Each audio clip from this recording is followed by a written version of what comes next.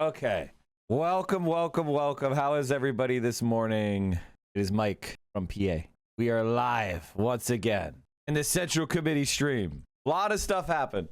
Abdul El Sayed had his worst comment, his worst policy, and my autism is not letting me shut up about it because I'm so hypercritical. I'm so sensitive about non-DSA candidates now. I'm like, whatever they, now I'm just like, bro, he had the worst policy I've ever seen. Which, by the way, I'm sure I've said, like in 2014, I'm sure I said something similar about like keeping seniors in their homes.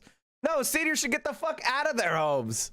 You don't need a 4-bedroom, grandpa. The kids are out of the nest. Sell that shit. And if property taxes need to go up to make you do it, so be it. If you missed my sub again, I'm gonna die. Did you subscribe? Thank me for my service. Oh, thank you, Non-Gloria. How you doing, brother? We had the same both sides of my family constantly. No, it is a huge problem. Like, seniors cannot upkeep a large home. They should be in a community, assisted living community, either in ranches or in like nice 2-3 bedroom apartments, but not fucking 4-bedroom single family home that requires like upkeep in the yard and shoveling the driveway and the like. That's just not, no. Or they should be in like a mother-in-law suite living with another extended family member if the family wants to care for them. It's just a weird American thing where every adult wants to have their own household, and it's like, no, man, like you should be in a facility where you have community and where you can get care, and the community actually should be able to tax dwellings based on the services they take up. Like, come on, this is crazy. What's up, Lap Mop? You know, like, God, this past week has been so fucking annoying because we've just come off such an amazing month of huge W's for our movement. Daria Lisa, Claire, the Francesca Hong fundraiser, the Milat Kiros victory in Denver. I mean, just W after W after W. And a fail son white man motherfucker, rapist, piece of shit, who we were all kind of like, well, we think he's better now. God damn it, man. Leftist spaces. That lady wasn't in a left space. Graham Plattner isn't a leftist. He wasn't a part of left org. It's not leftist spaces. Rapists exist in the world, right? Did he hit the dentist? I'm a real estate photographer. Met this couple in their mid-60s. Husband went on the roof, slipped. Now his wheelchair bound in the house. They're downsized. They need to immediately move to assisted living. No, that's the other thing. Like gutter cleaning. That's like one of the main causes of death. Do you know that? Graham Cracker is absolutely his name. Oh, he's eating. I was like, what's going on? I thought Marcus had like this is a thing that really, like, you're only helping the right wing when you start talking about Graham Plattner as an actions as a problem for left spaces, because he's not in a left space. He's not in an organization. And especially when you talk about the things that he did, he definitely wasn't even talking about those politics then, right? I think, like, listen, oh man, you know, this is a situation where there's a lot of moving parts, and I think the best way to react to it is to just talk to you guys honestly about the reality of where we are. The reality of where we are is the left is way behind where it needs to be.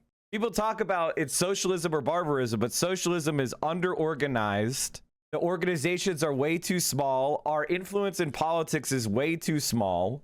You know, people look at New York City DSA and they think that all DSA is that able to operate. And I'm sure many of you, through my suggestion, have tried to join your local DSA and found it to be wanting or full of people that have weird, like, fringe views, or anti-electoralist, or lifestyleists, or have weird rad lib id-pull, like, hang-ups, or a weird book club.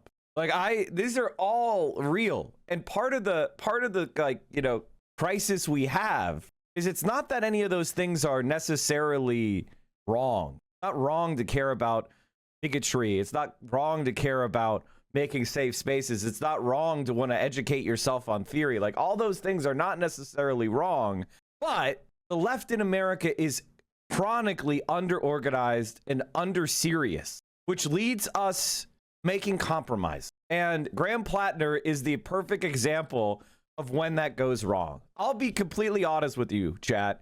I supported Graham Plattner for one reason and one reason only. He was vociferously anti-Israel on the campaign trail. And Janet Mills and Susan Collins are very pro-Israel. And because DSA did not have a Senate candidate, he won by default. He was able to scoop up everybody who was disgusted with the status quo Democratic Party. He was able to scoop up everybody who was anti-Israel because there was no other choice. There was no other choice. Not my local DSA. We're working offering a socialist night school. Yeah, no, some local DSAs are really great. And part of the like political landscape that we're in now is that there are not enough socialist politicians. And even when there are socialist politicians or people that are aligned with DSA, many of them are not really DSA candidates. The first DSA socialist candidates are really only being elected with Zoran Mamdani. There is pre-Zoran and after Zoran. And this is a conversation that I don't think people are ready to have because it reveals something about us that we need to be honest with ourselves. We are profoundly weak. I don't say this to discourage you. I say this as a judgment of the conditions of our movement. Now, it doesn't mean we don't have the masses. The masses want what we're saying. They're just not organized. We have won the persuasion argument. Our enemies have been discredited. This is absolutely 100% true. But the truth is that our structures are not big enough, organized enough, diverse enough, geographically extended enough. I mean, if we're being honest, there's maybe only a dozen or there's maybe half a dozen DSA chapters that are actually anywhere close to where we need them to be. We're at 120,000 dues paying members in DSA out of 350 million people. If our organization was seriously contending for national power, really seriously contending for national power, we should have about 1 or 2 million. And that's what it would take for us to become a permanent dominant fixture in American society. Like that is the truth. Now I say this because obviously I think that we have really good momentum and there's a reason why I want to support AOC. But I think there's a lot of people that are talking about politics online that are profoundly unserious. And the problem with Graham Plattner is because they are unserious. They are unserious. They are not leaders. And discourse about politics in a very lazy way is incredibly easy. So that a lot of people want to do it. But ask yourself, are these people actually taking anything, any responsibility for their movement? Are they trying to do anything, really, for the movement? Are they trying to build up these institutions? Are they trying to create a situation where we avoid as much as possible something like Graham Plattner? Or do they feel like they have no responsibility to do that? Do they feel like they are there to sit there and only critique? Marx was a really loud guy. Lenin was a really loud guy. Mao was a really loud guy. But you know what else they also did? They had personal responsibility for organizing real shit. We're not doing enough. All of us are not doing enough. All political commentators on the left, we're not doing enough. And the truth is that Graham Plattner is similar to a lot of other candidates in that he went viral. And so a bunch of people tried to draft off of his virality. He was basically just a trending topic in the algorithm. And people either said thumbs up or they said thumbs down. That is not organizing. That is not leadership. That was always my point. And I think I got polarized outside of what I'm comfortable with. The other thing is affinity. He was designed. Is Hassan doing enough? Hassan is one of the few people that is actually doing it. Hassan is doing more than everybody else.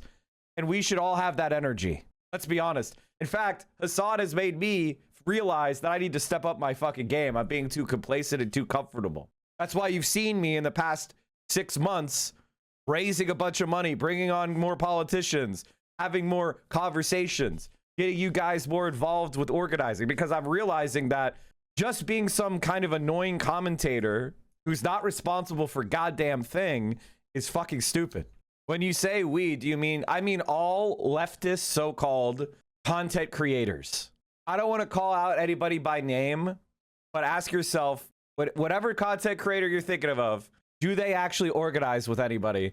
Do they actually do anything? Or do you only see them do shit online? Do it names. Absolutely not. You're already a suspicious chatter. You try to get permit because all that generates is drama. I'm asking you to evaluate people. Mike, not trying to be parasocialist. Yeah, message me on Discord again and remind me at the end of stream. And I think like the Plattner thing is a perfect example because he was a flawed, kind of gross piece of shit. You know, he was like the people that were like, are you sure you want to support this guy? He's kind of a piece of shit. His story doesn't add up. They were right. They were absolutely fucking right. They were absolutely right. Of course they were. Of course they were. Like, but the truth is in politics, a lot of people's stories don't add up. If I were to be hypercritical about any other politician, I could rip them apart. I could do the same thing to Bernie. I could do the same thing. So we're always overlooking some shit. That's just the nature of politics. Everyone is a little bit full of shit. It is what it is. But with Plattner, the red flags were of a different type. They weren't small. They were very big from the beginning. That's the truth. That's the truth, right? Like everybody has, you know, it's hard for me to be, you know, I am the Mike was right guy. You think I'm going to stop other people from fucking gloating? Of course they should be able to gloat. It's, you know, I know there is a desire for people to be like, well, it's based off vibes. It wasn't totally based off vibes, guys. We wanted to believe in redemption without verifying that the redemption had actually taken place. This is the problem, is that a lot of people, and I've encountered this before with people like Vosh, where, I'll tell you an example of this. I've encountered this before with somebody like, who was it? Of the fifth column. Everybody else was trying to tell me how he was reformed. And I was like, he didn't actually do the reformation. Like, what are you saying? Like, he was he said he was a PMC, by the way. By the way, Bo of the fifth column was a PMC as well. Private military contractor. And he was convicted of human trafficking and labor exploitation and went to federal prison. And a lot of leftists who I fought with, you know, the serfs, Jason from the internet, Gremlo, like all those guys, they were rushing to tell you how the fifth column, who was a PMC, was fully reformed, right? And I was like, that's not true. Nobody, like, he's been lying about all this shit, right? So I should have been better. I should have known.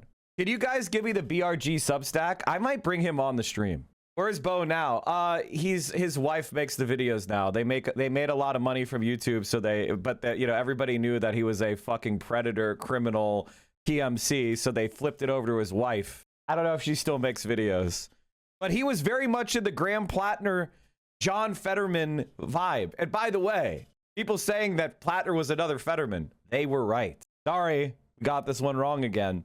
And this is one that is causing me to really self-reflect on why I know exactly why we made this mistake, but we're going to talk about it in a real way, not in a bitch-made way, and not in a way that's stupid, which unfortunately, I think a lot of the people that were right about Plattner don't know why they were right.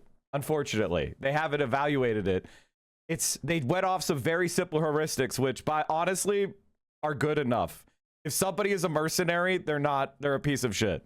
You can argue and I think that's right. You could argue somebody joining their military is, you know, that's part of propaganda, and we all have a little bit of nationalism, and people are pressured to join the military and all that other stuff. And there's a esprit de corps, and there's like, you know, it's our country, and, you know, all this stuff that I would say I could understand someone joining the military, right? Like, that to me makes sense. But becoming a mercenary in 2018, like, honestly, as much as, like, that was always a very strong argument, and the argument that I made to overlook it, in hindsight, I don't agree with it. You know, now, you know, I don't agree with I think I was wrong about that. Yes, he was a diplomat guard in Kabul or whatever, and he didn't do anything or whatever the fuck you would say. In 2018, it was very clear that Blackwater was a criminal organization. Like, going in there, joining it, that's fucking insane. And I was wrong to even, you know, but there's a desire. We wanted somebody who was pro-Palestine. And because our movement wasn't mature, we didn't have a choice. So we allowed a grifter, we allow a predator to take a position of trusted authority because we didn't have anyone else run. You're telling me in the entire state of Maine, we didn't have one person who is a legitimate left-winger that could have run for Senate. Like, this is fucking terrible. It was also reluctant support. Yes, of course I was reluctant. Of course I was reluctant. But I also said, hey, you know, I also tried to ensure that our narrative of being progressive and pro-Palestine was good electorally and allowed us to overlook and put our movement into vulnerability.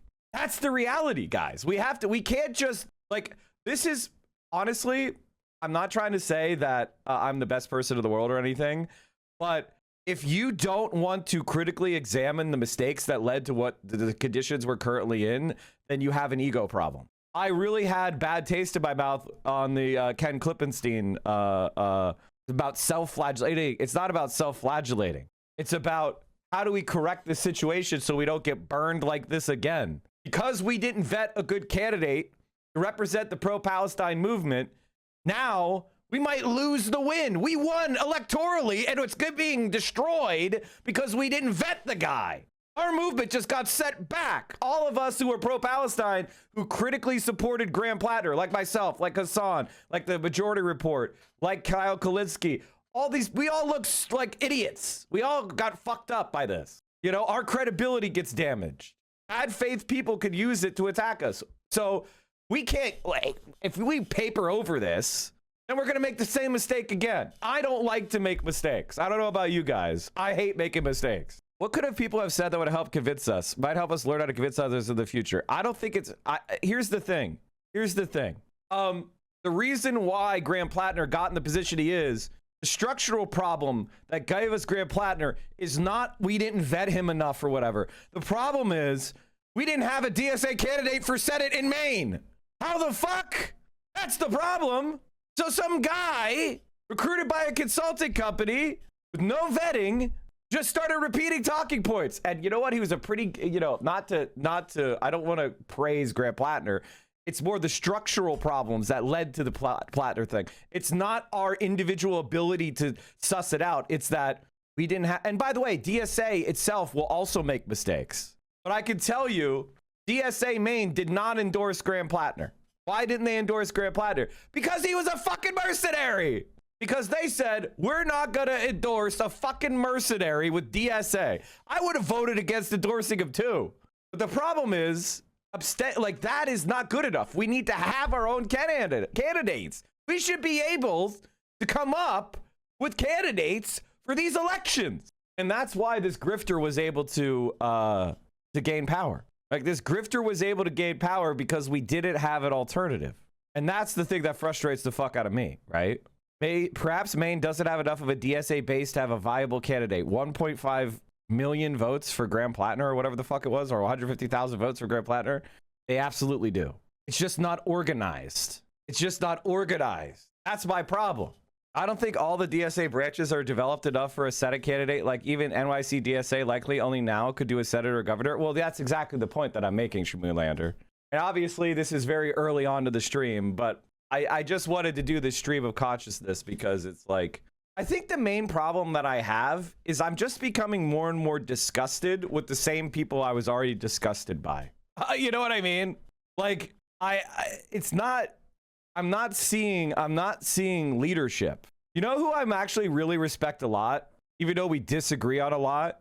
DRG, Black Red Guard, has actually really shown me that he kind of gets stuff. I disagree with him on a lot of shit, but I actually respect a lot of this stuff that he says. And I kind of deserve to eat a little bit of shit over this Plattner stuff. Like, I'm mad at myself. Let me read you this thing that he said. But my general feeling is that we have a bumper crop of food critics and not enough cooks. We have too many food critics and not enough chefs. Like, that's literally the problem we have. Like, that is why we got a Graham Plattner. Because what was happening is pro-Palestine movement has the people of Maine, but the pro-Palestine movement doesn't have an authentic leader that can run in Maine. So we got some grifter. We got a predator. We got a narcissist who went viral. And this is the problem that we have, is that we have so let's get down to brass tacks. Let's talk about what's wrong with the left in America today. It's not organized enough. And so prior to Zoran Mamdani. In fact, I would consider Zoran Mamdani to be a critical turning point. Prior to Zoran Mamdani, left-wing politicians succeeded if they went viral. Not based on their background, not based on their leadership, not based on anything, but whether they got viral, whether some video of theirs got picked up in the algorithm, was watched by enough influencers, that they went viral and they started to become social media communicators, and then they could start raising money from a nationally or internationally distributed network of individuals who agreed with their shit. That is the pre-Zoran left. And that includes Bernie Sanders, by the way. I want to say that Bernie Sanders, by the way, was a failure in a lot of ways. Well, I'm being completely honest. This is what I think. Bernie Sanders did not join DSA. Bernie Sanders and his consultants set up a few like nonprofits in the same grifter mold as every other American politician. Let's be completely honest. Stuff like Our Revolution, stuff like Brand New Congress, stuff like Movement for a People's Party. These are garbage orgs. They're garbage orgs. They have no fucking motion. They're not even ideologically consistent. They are barnacles on the leftist movement. And I'm not saying that there's nothing good that's ever been done by these orgs or that they're super evil or anything. But look at Progressive Victory. That's basically what it is. It is some personality loosely connected to Bernie starting some nonprofit. This shit is a fucking joke. But the thing about leftism is that the ideas and the material conditions of society nonetheless use the imperfect tinder of the Bernie Sanders movement, which he was a poor steward of, by the way. I just want to say this. Like, I love Bernie Sanders. I do. He did a lot. He helped awaken the socialist identity in myself, but he's a poor leader. And he did not. The fact that he refused to, what's happening? I'm going through exactly why the American left sucks. Nobody else is going to do any conversations like this because obviously it seems like I'm burning bridges. I'm not burning bridges. I'm just saying that this type of organizing was a total failure. So after the Bernie Sanders 2016 failed campaign, a bunch of former Bernie people started doing various projects. Almost every single one of them was a failure. Compared to the scope and depth of the Bernie Sanders movement, what actually came out of it directly was nothing. And DSA, for the most part, started to generate their own momentum because of their name, right? If you look at the Heronite DSA that existed prior to 2016, it was full of a bunch of weirdo cranks and boomers, had almost no young membership. I think the average member age was 68. But because they called themselves the Democratic Socialists of America, a lot of people with that newly minted identity as socialists started to join. Our generation, millennials, younger people. And in New York City in particular, there was a bunch of organizations that started to run, Justice Democrats, Our Revolution, DSA New York, where there had been a slightly more active organization. And then through dumb luck, let's be very honest with ourselves, unbelievable dumb luck, Alexandria Ocasio-Cortez decided to run for Congress. Completely insane decision, by the way. Total long shot, complete rube, honestly. Again, I don't hate AOC. I'm just describing the situation. No fucking way she was qualified, had no idea what she needed to do, but through, I don't know if it's just delusion or hope or the types of emotions that make us do things, even though we don't understand them, out of hubristic revolutionary optimism, she decided to primary challenge the fifth most powerful Democrat in the House, the leader of the local Democratic Party, which was the Queen's Machine. And because of the dogged efforts of her volunteers, her naive, wide-eyed, under-organized volunteers taken in by her charisma, they campaigned and she burned off the shoe leather, knocking doors, organizing, and then one of her videos went viral. I want to show you the AOC video that restarted socialism in America. To be honest, it's only 8 years ago. This is her campaign launch video. 1.9 million views. Women like me aren't supposed to run for office. I wasn't born to a wealthy or powerful family. Mother from Puerto Rico, dad from the South Bronx. I was born in a place where your zip code determines your destiny. My name is Alexandria Ocasio-Cortez. I'm an educator, an organizer, a working-class New Yorker. I've worked with expectant mothers, I've waited tables and led classrooms. And going into politics wasn't in the plan. But after 20 years of the same representation, we have to ask, who has New York been changing for? Every day gets harder for working families like mine to get by. The rent gets higher, healthcare covers less, and our income stays the same. It's clear that these changes haven't been for us, and we deserve a champion. It's time to fight for a New York that working families can afford. That's why I'm running for Congress. This race is about people versus money. We've got people, they've got money. It's time we acknowledge that not all Democrats are the same. That a Democrat who takes corporate money, profits off foreclosure, doesn't live here, doesn't send his kids to our schools, doesn't drink our water or breathe our air, cannot possibly represent us. What the Bronx and Queens needs is Medicare for all, tuition-free public college, a federal jobs guarantee, and criminal justice reform. We can do it now.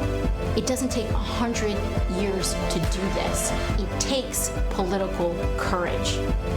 A New York for the many is possible. It's time for one of us. Vote for Alexandria Ocasio-Cortez on June 26th. Now, one of the things that you may have noticed in this video, and obviously, that's it. That's what did it. To this, even 8 years later, it brings tears to my eyes. I believe this is also the Fight Agency's first video, right? Aren't they AOC alums? Maybe the Fight Agency wasn't around yet, but I'm pretty sure like they made the agency off of this. Not even 2 million views. That's a lot of views, bro. For a candidate, crazy when you think she has a shot to be a president. Well, now, of course, and I want you to understand that this video went mega viral. And when this video went mega, I want to point out a few things. One, do you see DSA? Number one, do you see DSA? Because they showed some canvassing. I want to show you something that I spotted, which very few other people would call out. Come on, let me see. You got a canvassing clip. First, like, notice it doesn't say endorsed by DSA on there, right? Okay, there it is. Oh, beautiful. Do you see this image? This is one of those nonprofits founded by Jake Uger called Brand New Congress. Brand New Congress was an American political action committee with the mission to elect hundreds of new progressive congressional representatives in line with the campaign's political platform. Founded in 2016 by Shoycott, Zach Exley, Corbin Trent, Alexandria Rojas, and Stacey Hopkins. Brand New Congress planned to announce 50 candidates by March 2017 and over 400 by July 2017. The group attended the July 2016 Democratic National Convention to canvass and support at protester sites throughout the city. By then, the group raised $85,000, about 90% in small donations. That's it. $85,000. I've raised more money than Brand New Congress did in the last 6 months than this organization. That led to AOC. In March 2017, Brand New Congress announced it had teamed up with Justice Democrats to further its goals. Look at how many people who won. There's only one, Alexandria Ocasio-Cortez. And then later, Rashida Tlaib, Cori Bush, Jamal Bowman. These were all, Justice Democrats, right? The organization kind of fell off, right? It just became an extension of Justice Democrats, which is still around. But the reason why I bring this up, and this is the Justice Democrats is the organization who, again, notice Kyle Kulinski, Jake Uger, Zach Exley, Shoycott Chakrabarty. So if you're looking at people and you're like, oh my God, I hate Kyle Kulinski because he was wrong about Graham Plattner and he was way too cuck. You know what I mean? Like, the reason why we have AOC and a lot of our best people of color in Congress is through these organizations that they were a part of founding. And Jake Uger unfortunately has become dumb as fuck and useless. But the reason why I'm showing you this is this organization, as much as I like it and support a lot of the people that run, is not fucking good enough. It's just not fucking good enough.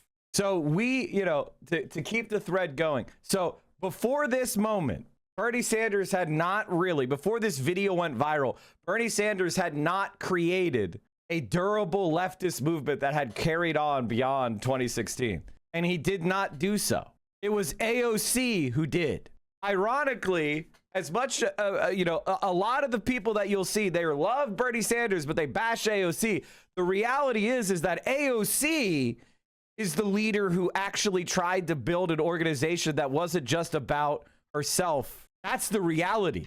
She is the one who called herself a democratic socialist. She is the one who showed up. She is the one who poured the energy that was building around her into New York into a left-wing organization. The resurgence, I mean, obviously Bernie Sanders kicked it off. He was the tinder. In 2017, 50 DSA members were elected to local and state offices across the country, including Lee oh God. In the 2018 midterm elections, DSA member Alexandria Ocasio-Cortez won a primary upset against incumbent Joseph Crowley. The victory of Ocasio-Cortez, who had been endorsed and supported by DSA, triggered a large influx of members in July 2018. That was the moment where the organization became a serious movement. But up until then, July of 2018, leftism in America had relied on going viral. And Graham Plattner, I want that to be the end of that era. I want us, what I'm seeing from Hassan Piker, and from a minor part myself, which is we are the kind of standing electoral leftists, and we work in concert with DSA, who creates and develops a permanent organization and cadre development and recruitment and campaigning and canvassing and issue campaigns and political campaigns. And then we bring the spotlight of the internet and national attention to we move it around the country. This week we're doing DSA in New York. Next week we're in Denver. Now we're up in Milwaukee. Now we're down in Florida. That is the advancement that we need. Graham Plattner is the leftism of the past. He went viral, and a bunch of leftist online commentators clustered around him because he was going viral in the algorithm, and they tried to steal clout. That's it. That's why. This disaster is the result of relying on these fucking dumb algorithms to pick our candidates for us because they made a video that we liked, as opposed to representing a real organization. And there is only one leader that has spent their effort and time of DSA, like all the other, I'm sorry, but AOC is the most movement-oriented leader that we have. Literally. She just went to DSA a few months ago and went for their endorsement, and she said, I will support no more arms to Israel, defensive or offensive. She didn't have to go to DSA. She doesn't need DSA. She could be like Greg Cesar. Oh, I had the DSA endorsement. Now I'm in. I'm progressive, but I don't need you anymore. Fuck you. I'm not going to do anything with DSA anymore. I'm the leader of the Progressive Caucus. Who gives a shit? She has continually gone back and back and back to build up DSA. But we need a new fucking reality where Graham Plattner is the result of clout farming because he's the only guy who ran and he said what is popular. And so the question became, are we going to support the guy who says that he's pro-Palestine? Are we going to support the guy who says he's pro-Medicare for all? Are we going to support the guy who says he agrees with us on everything? Or are we going to let a guaranteed Zionist win? But now we're caught out because he would have never survived our vetting. He would have never been picked to run. DSA would not have said, let's run Graham. They would have said, you were a Blackwater merc. He would have been, if he had actually, I mean, look at some of the stuff that like the things that they're bringing up are from like 3 years ago. The sexual impropriety. It's like from 3 years ago. I've been in DSA since 2018 or 2017. 2018. I started a DSA chapter, helped start a DSA chapter in 2018 before I streamed. I was in why do you think my emote code is DSA? I set my emote code in DSA in 2019 when I became a partner. in October of 2019. My emo code is DSA because I've been in the movement for that long. He literally gave prominence because Schumer cleared the race of all other candidates and he was the only non-establishment candidate. Well, yes, of course. But why does DSA listen to Chuck Schumer?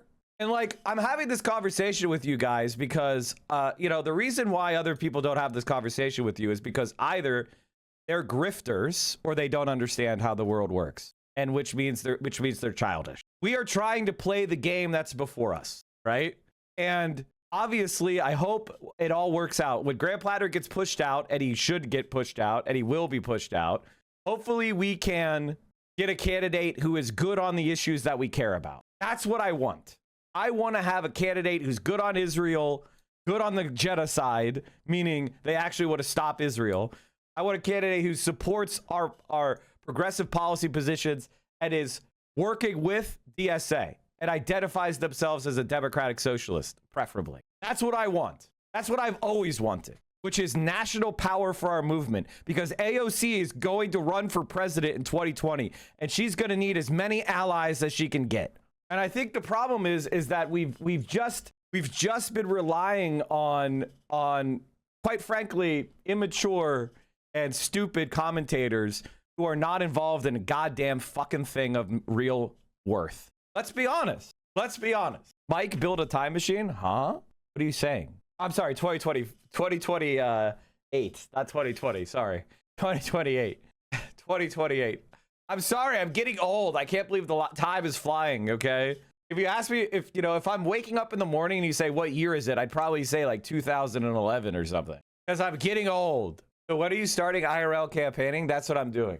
Part of this is we need to get more involved. All of us need to get more involved. If you're in the Southern California area, you are going to need to get involved with me.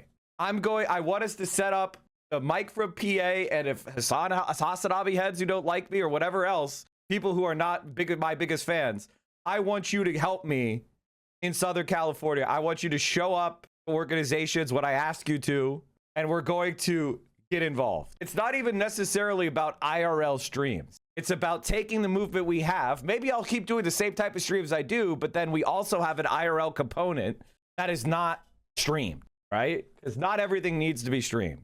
Personally, I don't like people judging people endorsement after the fact. We can't see the future. If that's the cause, why these same people couldn't see Biden genocide tendency and endorse them in 2020? I mean, like, obvious, right? Like, I'm in DSA LA when you went to the whistle kit thing when I suggested it. Been hitting chapter meetings, gave us a Sid. Let's go. Hell yeah, brother.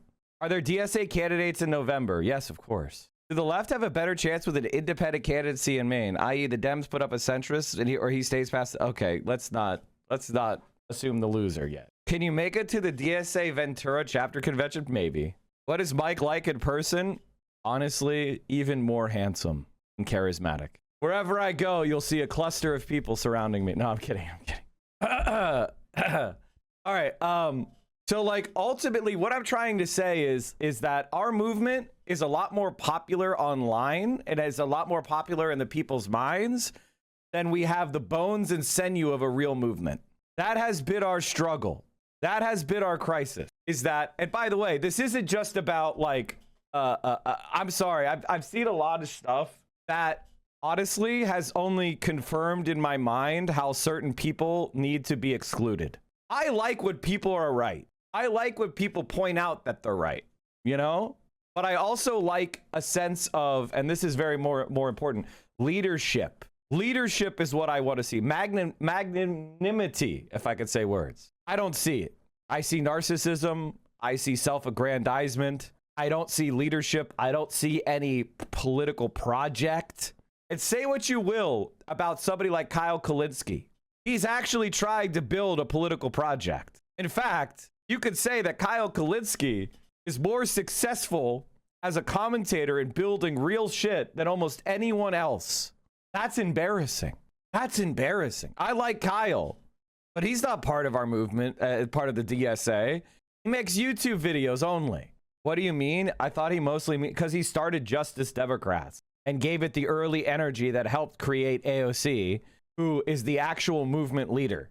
AOC is the actual movement leader. Bernie Sanders is not, unfortunately. Bernie Sanders is not a member of DSA. Bernie Sanders is a curmudgeonly left-winger who has his opinions and plays the game very conventionally. AOC is the only movement leader that's both a politician who actually redirects energy back into DSA. And then okay, so I'm sorry, going back to the story of the left. I got interrupted and distracted, but let's go back to what I was saying. We're doing a timeline, right? So AOC wins. She wins because she went viral. A bunch of money went into her campaign at the end, right? This video was posted May 30th, 2018. So she got a bunch of money injected into her campaign 7 or 8 weeks before the election. Oh, I'm sorry. I'm sorry. It's June. I thought it was July. Okay. So a bunch of money got injected to her campaign the last month. This went viral, got 2 million views. She got a few $100,000 raised. Let's go look at the Ballotopedia. We're learning, right? We're learning. Let's see if we got money campaigns. So in 2018, she raised $2 million. $2 million. Now, I bet you most of that came after she fucking won. I will probably need to does anyone have, okay, we better have to go to AOC 2018 campaign finance disclosure. I want you to understand that she won basically because she went viral a month before her election.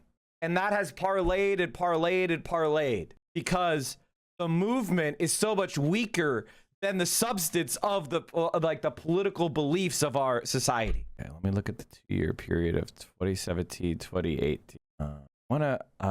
Filings. There we go. Okay, here we go. All right, let's look at her July. Let's look at her July quarterly was 857,000. God damn. Let's look at her April quarterly. 58,000. She raised only 58,000 prior to going viral, which is not a serious campaign.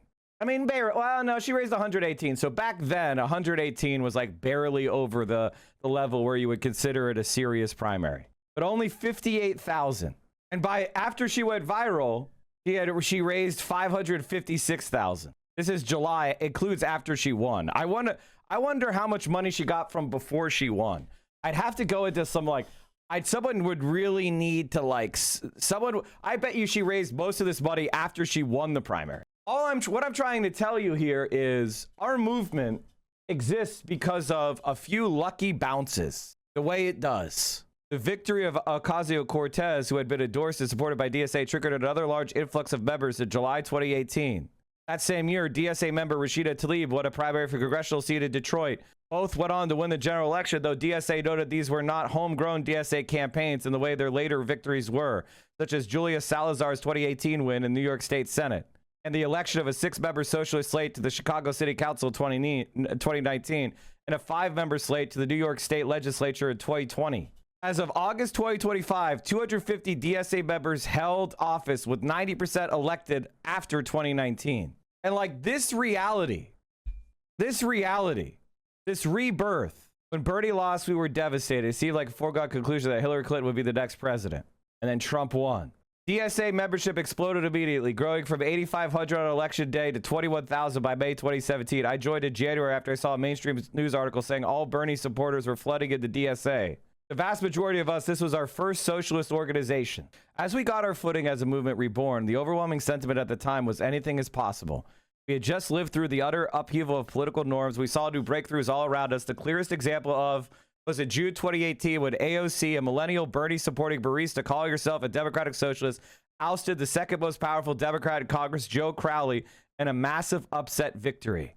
The day she won still holds the record for most new DSA members in a single day. Bernie supporter Rashida Tlaib also won her primary that year and became the first Palestinian American and one of the first 2 Muslim women, along with Ilhan Omar, to ever be elected to Congress. And that is the reality, right?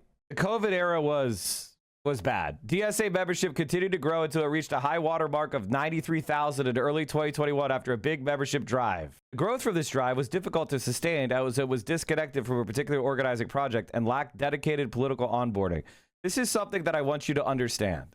That it's not about onboarding, it's about a project. There was no project. And now, without a high-profile Democratic socialist agitating against the liberal establishment, and without the terror of Trump in office, DSA began a nearly 4-year bleed of members. People want to join, but their energy isn't being used. Well, that's where the electoral campaigns come in. Imagine instead of Graham Plattner, we had a dedicated, vetted, Democratic Socialist leader who said all the same things as Graham Plattner in Maine, he would have won, or she would have won, or they would have won. And instead of having a fucking Blackwater Merc rapist humiliatingly having to step down 7 days before the deadline, we would be drawing in thousands of more members to DSA. And by the way, Graham Plattner was happy to use our movement, but give nothing back that wasn't going to himself. That's why I don't like these non-DSA progressives, because it's only about themselves, not about the greater movement. I don't like people going viral online, stealing our lines, and then not putting it back into the organization. Now, I like Abdul El Sayed, but he's probably my last non-DSA candidate. Maybe I'll make an exception based on conditions, but I want him to be my last non-DSA candidate. Like, I really do. Leading up to the 2024 presidential election, DSA members had intense debates on how to resolve the perennial lesser evil contradiction. Trump, there is no resolving to this. This is resolving politics. You cannot resolve politics. Politics is forever. Like, contradictions are not possible to avoid. This is like basic political education, but I'm going to explain something to you. Contradictions and compromises are impossible to avoid. Absolutely impossible to avoid. They will always occur. But what they do is reveal the primary contradiction of the moment. So the lesser evil contradiction is not resolvable. Everything will always be lesser evil because all of us disagree about what is evil. That's the nature of our individual subjectivity.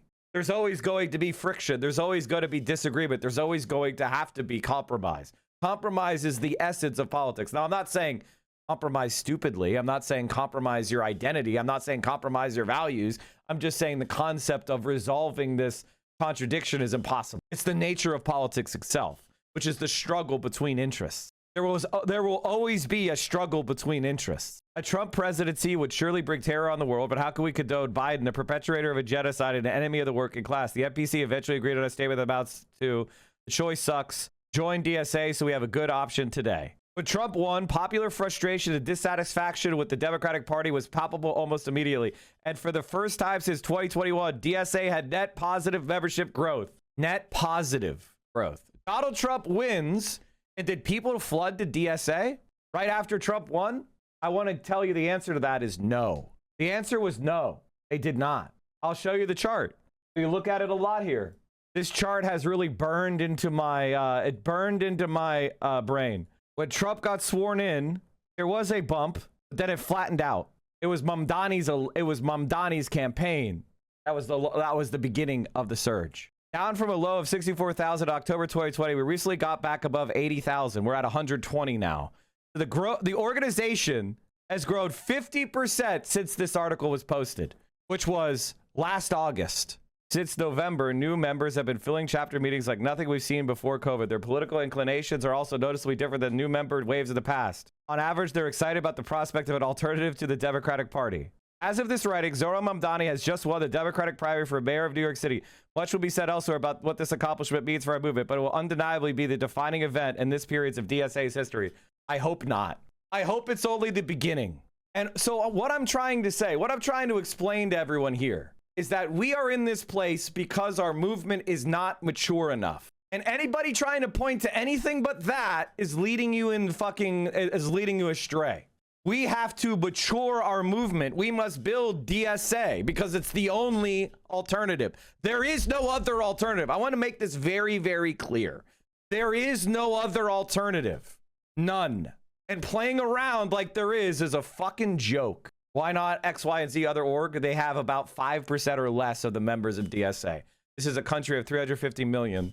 We're not going anywhere with 3,000 fucking social outcasts who have absolutely no motion. And Graham Plattner is he's an example of the guy, the went viral guy. And if your engagement with politics is merely only through me and Hassan watching us or watching some other dipshit streamers who have no fucking organizing history whatsoever and are totally fucking useless, or the organizing they do is for just the most asinine lifestyleism, well then yeah, you're gonna be swept up into random ass shit. What frustrates me about you know, Graham Plattner and this shit in general is exactly, you know, the conclusion of this, which is DSA has got to get our shit together, and we need to get rid of imposter syndrome, and we need to stop worrying that we're not good enough. Because if we don't take the field, grifters like Graham Plattner do. Look at what happened in New York City. We didn't just win, we fucking crushed. Claire won by 20 points. We have the capacity. The people agree with us, but we have to take the mantle of leadership. My lot was able to win in Denver by fucking what, 13 points? How many people thought she would win by 13 points besides me? I've heard from friends that Mug is going to blow it for DSA at the next convention. Nah, I don't think Mug is the people that are fucking... I don't think that's true. I actually think Mug is on the side of light. I have some disagreements with Mug, but in my heart of hearts, I'm probably a Mug guy. I'm on the Mug right. There's the Mug left and there's the Mug right. I'm on the Mug right, probably. But I'm on a lot of different... there's a lot of different tendencies I like. I like people in almost every single caucus, to be honest with you. Fuck, I like BRG and he's in the Maoist caucus. There's SMC people I like. There's groundwork people that I like. There's Mug people that I like. There's BNR people that I like. There are Red Star people I like. There's really people in every tendency. All right. Let's get watching some more politics. Graham Plattner should drop the fuck out. Oh, I just wanted to comment on a few of the I posted this video yesterday, chat, which is basically, you know, obviously I want to encourage people to say like to say I told you so. I think the problem with the I told you so's is very few people are saying the I told you so right, which is the answer is he wasn't one of us, Mike. He wasn't a democratic socialist, and therefore he wasn't vetted, and he wasn't under our control, and he was a loose cannon, and his background was a huge red flag. And because he wasn't, and here's the reason why I'm saying DSA is it's not just that people go through DSA and they therefore become shiny and clean. It's that there is a multi-layer vetting. There is vetting as to your ideology. There's vetting as to your social awareness. Physically occupying spaces with other people and seeing how you interact. Do you treat women like shit? Are you a predator? Are you creepy? Like that shit will come up if you're actively involved at DSA. Are you willing to work for other people or just yourself? That's a huge red flag for you having leadership. Like Daria, Lisa, and Claire, they were there for other people, not just themselves. And then finally, is your campaign going to build up socialist movement in America, or is it only about the Graham Plattner show? And I think that Hassan said something really important about Fight Agency. Fight Agency makes really good videos. They aren't the movement. DSA is the movement. And a lot of DSA candidates have used Fight Agency. And you might even say a lot of the guys at Fight Agency are ideologically sympathetic with us. But they're not. It's not the DSA org. What's this clip?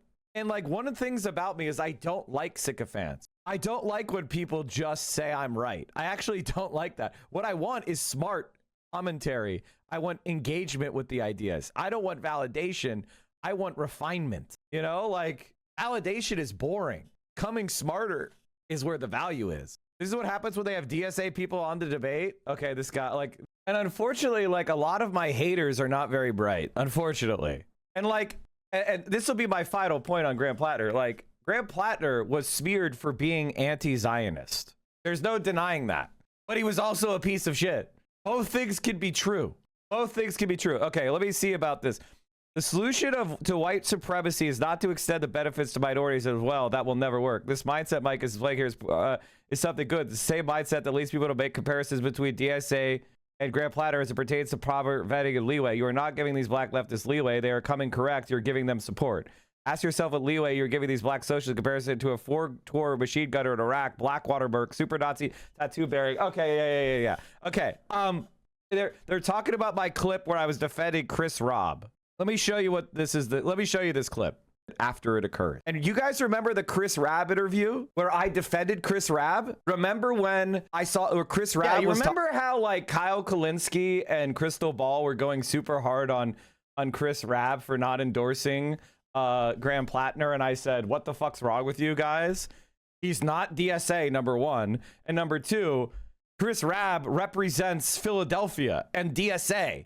He should not go out there and just be throwing around his endorsement if he doesn't know the guy and he has concerns. And they were right. You know what I mean? Like, he has a responsibility that's greater than himself. If I validate someone or critically support someone like I did with Graham Plattner, and I'm wrong about that and I withdraw, that's my bad. That's not DSA's bad. Like, if I got elected to DSA leadership, just hypothetically, I would endorse no one but DSA endorsed candidate. You know that, right? Like, I would turn into a politician. My attitude would be much closer to the vest. I would not be saying shit. I would not have supported Graham Plattner had I been in DSA leadership, period. And honestly, like, the reality is that there's two problems. One, we just need more left-wing candidates in office. If AOC is going to be able to do anything, we need more left-wing people in office. My problem with this cycle is not enough DSA candidates ran. So we were kind of slumming it with these progressive scumbags. It's not about being less bold. It's about being more refined and accountable. And so we were slumming it with these people that are not DSA because we're trying to push the ball forward. And DSA was not confident enough to run Senate candidates. And we need to be starting to run 5 to 10 Senate candidates a year. We need to start running 25 to 50 DSA congressional campaigns. We need to have a DSA slate in every major American city. Every seat that's D+30 or better should be a DSA member. Like, that is the ambition that we should be running with. But unfortunately, we didn't have the confidence yet, which makes sense. I thought that would happen, and it's turning out that we are doing well, as I thought we would. So hopefully we're going to be more expansive in 2028. Yes, you're skipping steps. Obviously, I'm skipping steps. And that's why it didn't happen, right? Like, join DSA chat. That's why it didn't happen. We're skipping steps that we can't skip. But when AOC runs for president, it's going to cause a massive surge to DSA if she runs with us. So the first thing that we need to do is we need to ensure that AOC is running through DSA, where we are intimately connected to her presidential campaign. The second thing is we need to be a more sophisticated organization that is a little bit more accountable to each other. We have to tighten up the decentralization a bit. And the second thing is we need to be ready to found new chapters and bring in hundreds of members and put them to work. That is the project that we need to do for the next year. If the people in the National DSA Discord are correct, I don't think AOC is going to run with DSA. They don't think she's interested in co-governance. The point of running with AOC is to use her for beyond AOC. To run 50 other people. AOC right now is just a single member in Congress. If she wins the presidency, we could have 50 AOCs. Or, we could have 15 Bernie Sanders. And then from there, it is an ideological cohort that could see, you know what I mean? We are behind where we need to be. And AOC is going to be our fucking catalyst, our rocket ship, to go from what we are now, which is a relatively small organization that punches way above our weight, to actually becoming a heavyweight organization that dominates American politics. That is what we should be aiming for, not try to constrain and control AOC for our personal politics. That's insanely arrogant. She's way bigger than us. We are going to use her to platform us. We're going to use her to get all of our cadre elected everywhere. Yeah, she grew before we were. I mean, like, the idea she owes us is completely backwards. Stop being so fucking maniacal. If DSA denounced AOC tomorrow, threw her out of the organization, spit on her, she would be absolutely unaffected. If you don't understand that, then you're stupid. And I don't say that because I like that reality. I say that because she's platforming us. If she's going to put shine on us, that's great. Do you think Stephen Miller gives a fuck if Donald Trump is a super fascist or not? No, he's just in power implementing fascist policies. Who gives a shit if Donald Trump commits to co-governance? The reality is, if you put a bunch of DSA people in power and they get to make a bunch of decisions, then our policies and our movement grows. Why are people so fucking precious? It's a question of vying for conditional endorsement or accepting whatever campaign she runs, no matter what. Obviously, we should try to get as much as we can out of her. We're not a fan organization, but at the end of the day, she's going to run through us, right? at the end of the day, she's got us over a barrel. And if you don't think so, I mean, listen, I understand how that sounds bad. I'm sorry. I'm a truth teller. I'm not a bullshitter. I'm not sugarcoating this because I don't want people to be stupid. The reality is, I don't fucking what's going to be the alternative? We have no candidate and we get no boost. Zoran Mamdani, being a democratic socialist, has caused our organization to grow massively. He ran for mayor. Half the people don't even know who the fuck he is. Our organization is doubling in size in a year because of a fucking mayor. Do you not know that? I mean, I think there's a large portion of people who don't understand the difference between mayor and president of the United States. And they also just think if somebody's on my screen, it's like the best way to describe it is the way people think about why you screaming because it's entertaining. If I speak in a monotone, it's boring. I'm out. Okay, bye.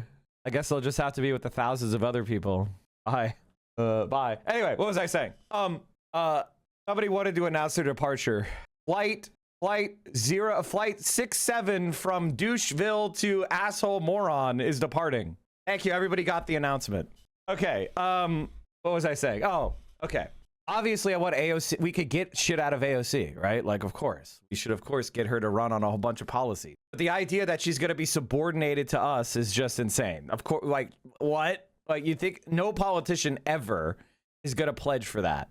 And honestly, it would hurt them politically because that would expose DSA. I don't think we want that smoke because that'll put every single DSA leader under intense surveillance where the billionaires are going to investigate every little thing all of us do because she committed to subordinating herself to this organization, which will justify putting all of us under presidential scrutiny. They're already investigating all of us, to be frank. Bro, are they interviewing every single one of your exes? I think the problem is that people think celebrity equals celebrity. If I know who you are, you're a rich celebrity. They equate being a backbencher in Congress with being president because AOC is famous on TV. And that's how they interact with politics, is people talking on TV. And like, honestly, you know, I don't blame you. Like, do you really want to learn about the structure of government and how bills are passed and like legislative leadership and committees and the way laws are, you know, passed and the think tanks that write the laws and the pressure and it's fucking boring. I'm more concerned AOC would shy away from DSA because it's the national scale and she might be told DSA toxic. I don't think she's going to do that because she's going to be in a competitive primary. And AOC's way of winning is to own the left and run as an outsider because that's what the people want. So if she has DSA behind her, she owns the left. The worst thing that could happen is AOC is have somebody else up there who's on the left splitting the vote and giving every ultra and every dipshit some no chance moron to trash AOC for, thereby letting someone like Gavin Newsom win. And if she doesn't run through a DSA, I worry that that's going to cause that motion to happen. Like the people that are the most wrong right now are the people who don't want AOC to run for president because they don't like AOC. Like, I think like of all the political opinions right now, that is the dumbest one. They have no alternative because they don't consider politics to be about achieving anything, or they're totally delusional and they don't understand scale. You have to understand something about people. Like a lot of them don't understand how the world works. Like they black box a lot of the way the world works. And just because that's the way, what you ultimately have to do at a certain point. And because they do that, they lose sense of like scale, right? Like when you go to the grocery store, I'll give you an example of what I'm talking about. When you go to the grocery store and you walk down the aisle and you see all the individual items there, for you, the scale of the groceries is at the individual human level. Maybe you see stockers filling the shelves. Maybe you see a machine or a janitor sweeping the aisles. You know, you get checked out at a cashier that's at an individual scale. For you, groceries is an individual experience. But if you zoom out from that grocery store, it's a gargantuan multi-million person octopus that stretches over the entire fucking globe. The process of like giving you chocolates next to bananas is fucking insane scale. And it's almost incomprehensible. And a lot of people run politics or presidential campaigns like it's a debate between cashier and the store manager instead of trying to manage the entire global fucking food system that results in your grocery store that you get to consume products out of. That is the biggest problem we have in socialism today, is that we don't have people who understand the scale of what the president of the United States would represent for the left. Even someone who's imperfect, even someone who's improperly aligned, even someone who pisses us off time to time compared to everything that has come before. Hey, Blue Whale Dave. So what's up, man? Do you think AOC would break the Constitution to get her policy in like Trump is doing? I think AOC understands that we are in a post-norm era and she would use her power much more to the fullest, a la FDR, not a la Trump. I think AOC is one of the only people that is talking about systems and understands that we need structural change. And for our policies to be viable, we need structural change, by the way. We can't do Medicare for all without packing the Supreme Court. We can't pass Medicare for all without getting rid of the filibuster. We can't do Medicare for all without getting money out of politics. All of the policies that people want can only happen is if we have a structurally bold person running.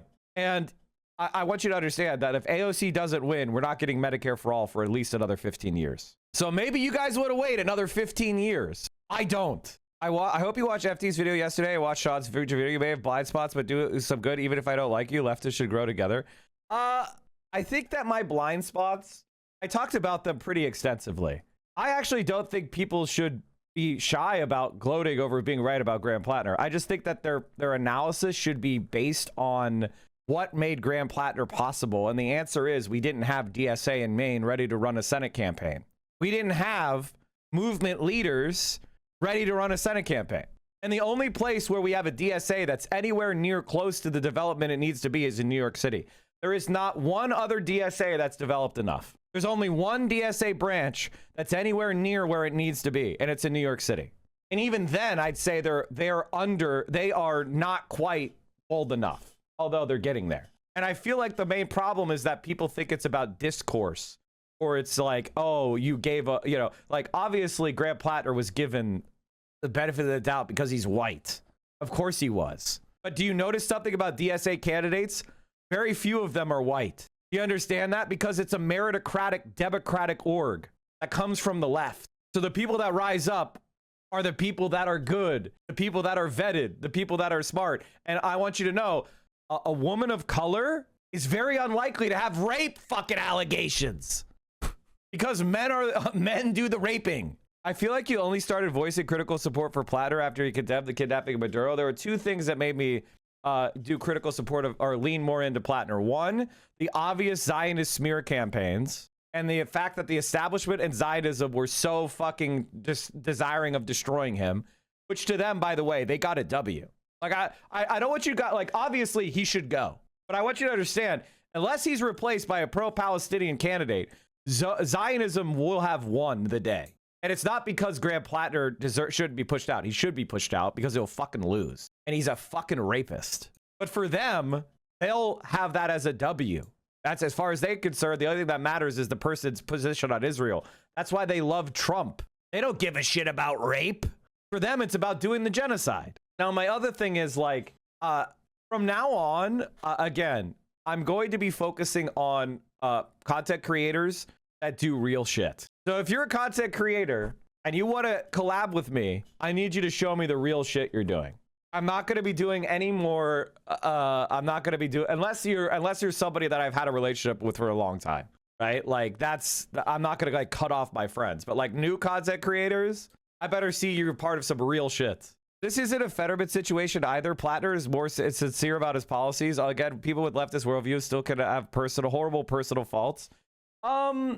I would say it's closer to a Fetterman issue than you would, but I see what you're putting down. I do think Graham Plattner legitimately, maybe he holds the positions he says he holds. The problem is we can't tell that because he's a liar. That's number one.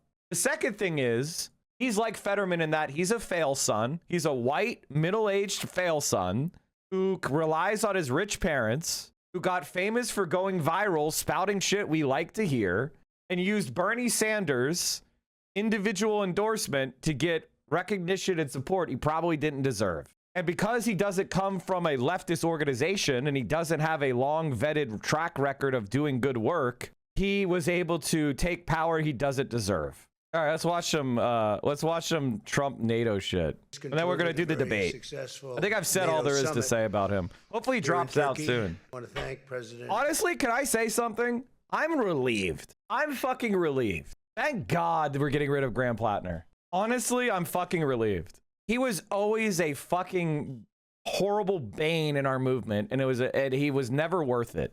So God, I hope he leaves. I hope we get someone like Troy Jackson or someone else progressive who doesn't have all this fucking baggage. What if they put it in establishment Dem? Well, then I'll ignore Maine and I'll be pissed, but I'll ignore Maine and I'll focus on Abdul's race and Oliver Larkin and, you know, Hartzell. You know what I mean? Like, there's an establishment Dem in fucking Iowa. There's an establishment Dem in Texas. You know, how often do we just ignore it? We'll pay attention to Fran.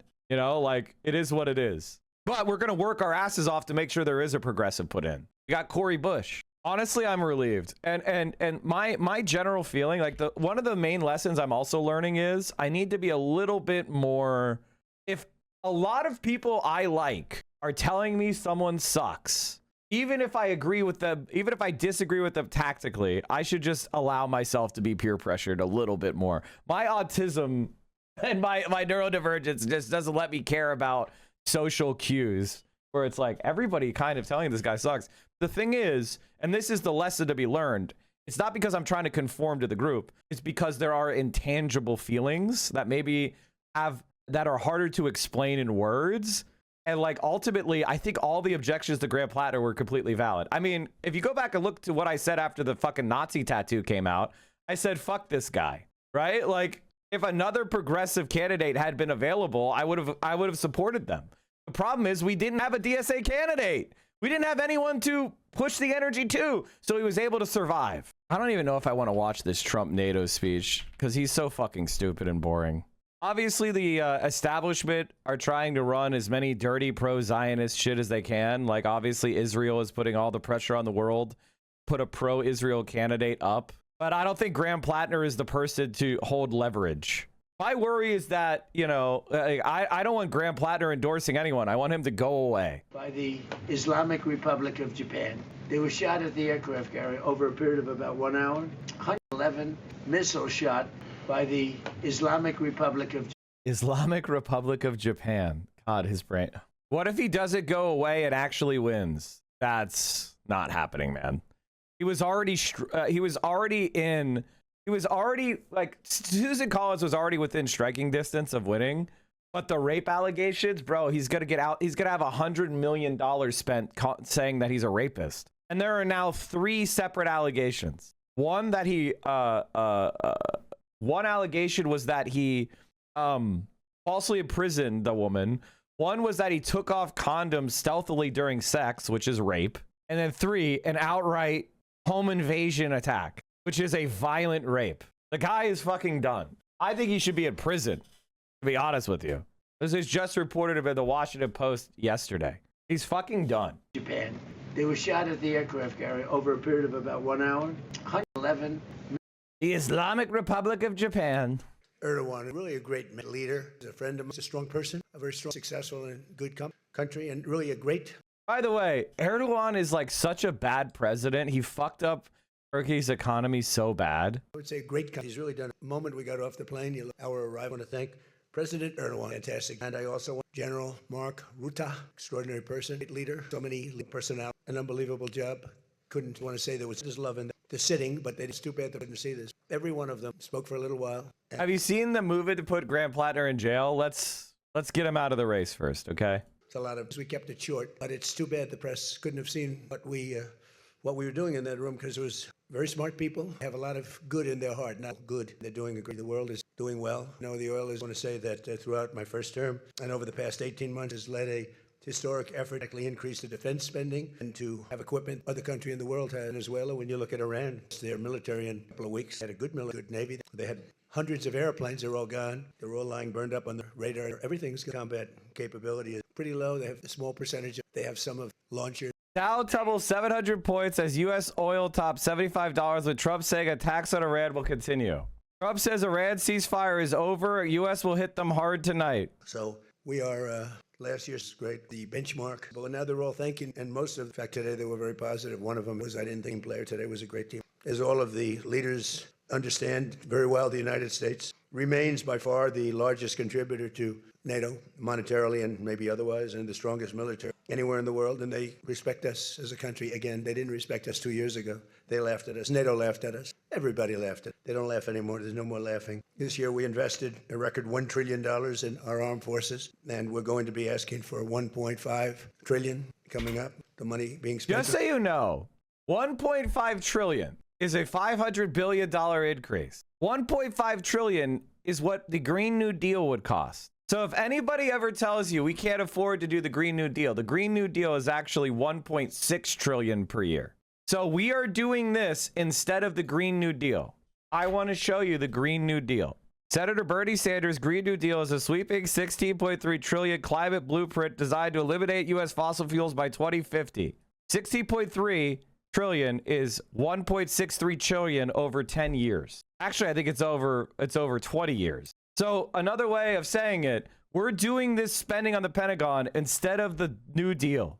100% renewable energy for electricity and transportation by 2030 and to complete decarbonization by 2050. 20 million jobs. Justice for frontline communities. $200 billion for the Global Climate Fund. Investments in research and development.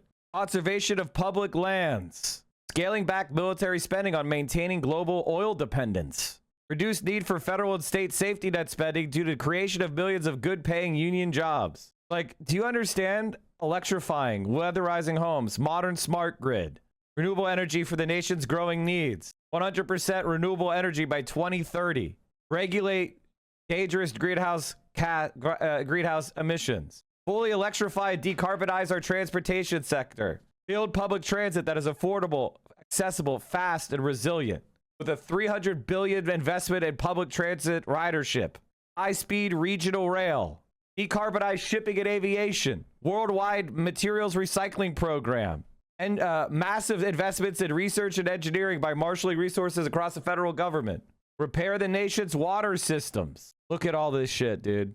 Including assistance for rural areas, study on water affordability and discriminatory practices or violations of civil rights and equal access to water and sewer services, publicly owned broadband infrastructure, repair America's railroads, build 7.4 million affordable housing units. Again, this is what we could have spent 1.5 trillion on. This is what they're spending on the Pentagon instead of this. Adapt to sea level rise. Increase funding for firefighting to deal with more frequent and severe wildfires. Conserve our public lands. Build a civilian conservation corps. End the national park maintenance backlog. Prosecute and sue the fossil fuel industry for damage it caused. Implement sanctions for corporations that violate our domestic climate goals. End fossil fuel subsidies. Ban offshore drilling. Keep fossil fuels on public lands in the ground. Clean up old and abandoned fossil fuel infrastructure. Ban fracking and mountaintop removal coal mining. Divest federal pensions from fossil fuels. Place a fee on imported carbon pollution intensive goods. This is the reality of what we don't have. I mean, labor standards. The list and by the way, people will say there is no plan for the Green New Deal, by the way. They'll say there is no policies. With a straight face, they'll be like, what are you going to do it? What are you going to do? The best equipment anywhere in the world. In the working session this morning, we discussed the progress other members are making toward the 5% target, and they're making great progress. Many of these countries are very rich, by the way. We don't have to feel sorry for them. But it doesn't mean they're properly protected. There's a big difference. Some have truly answered the call, and others are making big changes and will be answering the call. I think I can say in all cases they're going to be answering the call. And we'll be taking in over $1 trillion a year toward defense. And that's a tremendous amount of money. That's a big up. They were at 2%. They were actually at 1%. I got them to 2%. Then I wanted to get them to 5%. And we got up to 5% the last time.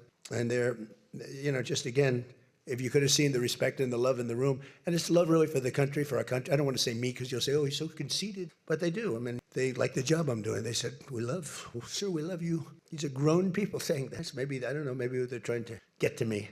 And in a way they did, because there was tremendous unity in that room.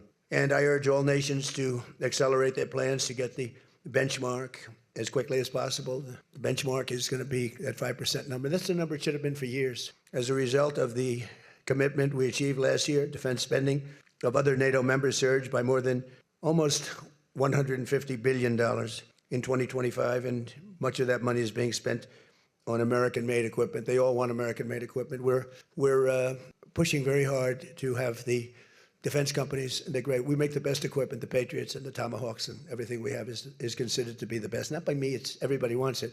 I wish we made it faster because we could sell as much as we could make. And as you know, I had Lockheed and every one of the companies, all of the companies that were Raytheon as an example, Boeing. So many of those great companies are now building plants. They had big plants, but they were using them 24/7. I said, that's not the way to do it. You have to build more plants. You don't have to just go overtime. No tax on overtime, remember? No tax on overtime. Those people are happy. But they were doing literally 24 hours to get the Tomahawks done and the Patriots done and all of the other defensive and offensive equipment done. It's the most sought after equipment in the world. You saw that with... Notice that a lot of these weapons that we're buying were expended to defend Israel, right? Like, America's not being rocketed. Mexico isn't rocketing us. Cuba isn't rocketing us. Canada isn't rocketing us. All these weapons are being expended to defend Israel, who is aggressively attacking all their neighbors. Yet, I mean, guys, America would never have to fight a war if it didn't want to. There hasn't been a legitimate threat. There hasn't been a legitimate threat to the United States since 1812. Okay, like, let's be fucking real. The Civil War was us punching ourselves. Rightfully so, because, you know, we had to exterminate slaveholding. But the United States of America is not under national security threat. I mean, even in World War II, we got bombed in what? Hawaii, which is a colonial outpost that we have integrated. At the peak of World War II, we got like the Aleutians bombed and like Hawaii bombed. There was no physical threat to the United States of America. We choose to go and fight all these fucking wars. Now, I'm glad we fought World War II. I'm glad that was the only war we fought for a very long time that had made any fucking sense. But like, let's be completely honest here. There is no threat to the United States that requires this kind of military spending other than empire and domination.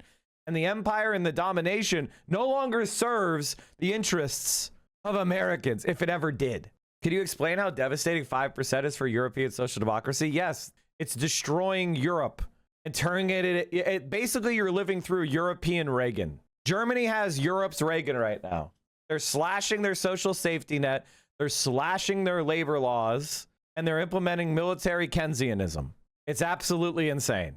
Venezuela, where they had a lot of great equipment that wasn't ours, and it didn't work. Our equipment works, but we have to produce it faster for other countries, for everybody, including ourselves. We have to produce it faster. So we think within a year and a half max, we'll be, instead of waiting for a year or 2 years, we'll be having it on a 2-week wait, maybe a 1-week wait. That's what I want. And it'll do really well. A lot of people are, just waiting. They're waiting. They want to get this defensive equipment, maybe in particular the defensive equipment, but offensive and defense. As much of that money is being spent on American-made equipment. That's the money that the European and Canada are spending, European countries mostly, and Canada. And they're spending that with the United States, largely. And it's American-made, made in the USA, as we say. Weapons, munitions, supporting thousands of American jobs. This will increase. We have the highest number of jobs. Right now, we have the most people working in the United States that we've ever had in the history of our country. We have the biggest investment ever made, $19.2 trillion. That's 6 times more than we've ever had. Think of it, 6 times more. And what did that were tariffs. Without the tariffs, I think we would have done fine, like at about 2 or 3. The last administration had much less than $1 trillion invested for 4 years. We have $19.2 trillion invested in 1 year. We haven't gone into the extra almost a half a year, 1.5 years. Those numbers won't come out for a little while. So we have $19.2 trillion, not billion, not million, trillion with a T, invested in plants and equipment that's being built all over the country. Eli Lilly is building plants, big drug, Merck, all of them, the drug companies are building. The car companies are building like crazy. In fact, as you probably saw a big announcement yesterday, Toyota is leaving Mexico and they're going to build one of the biggest car manufacturing plants in the world in Texas. That's because of the tariffs, because we don't mind if you build in Mexico, but if you build in Mexico, you have to pay 25% tariff. If you build in Japan or if you build in any place. Now, China is a much higher tariff. It's a 100% tariff. We don't want to lose our jobs. We don't want to have our workers lose their jobs. We have the largest number of plants being built for the most money ever in the history of our country. Car plants, AI plants, and all other plants, pharmaceutical plants, chips. We're not giving anything. All we're saying is, if you don't start, we'll give them a year and a half to 2 years to build their plant. If they don't have that, they have to pay 100%, 200%, even 250% if they make a chip, or if they make a car, if they make pharmaceuticals. So Germany's leader, I mean, this is insane. Germany's leader, Friedrich Merz, a multimillionaire who led the German arm of Wall Street giant BlackRock, is governing exactly as expected. German workers banned from taking sick leave without a medical note and tough reforms. He is restricting worker access to sick leave in the name of increasing competitiveness, but the main reason the German economy is so uncompetitive is not worker protections, it's high energy prices. Germany's pro-war Greens successfully got the government to shut down its nuclear power plants, and then they insanely opened coal plants. France gets 70% of its electricity from nuclear and has significantly lower CO2 emissions per capita than Germany and much cheaper electricity. Then Germany boycotted cheap Russian energy and its NATO allies blew up the Nord Stream pipelines.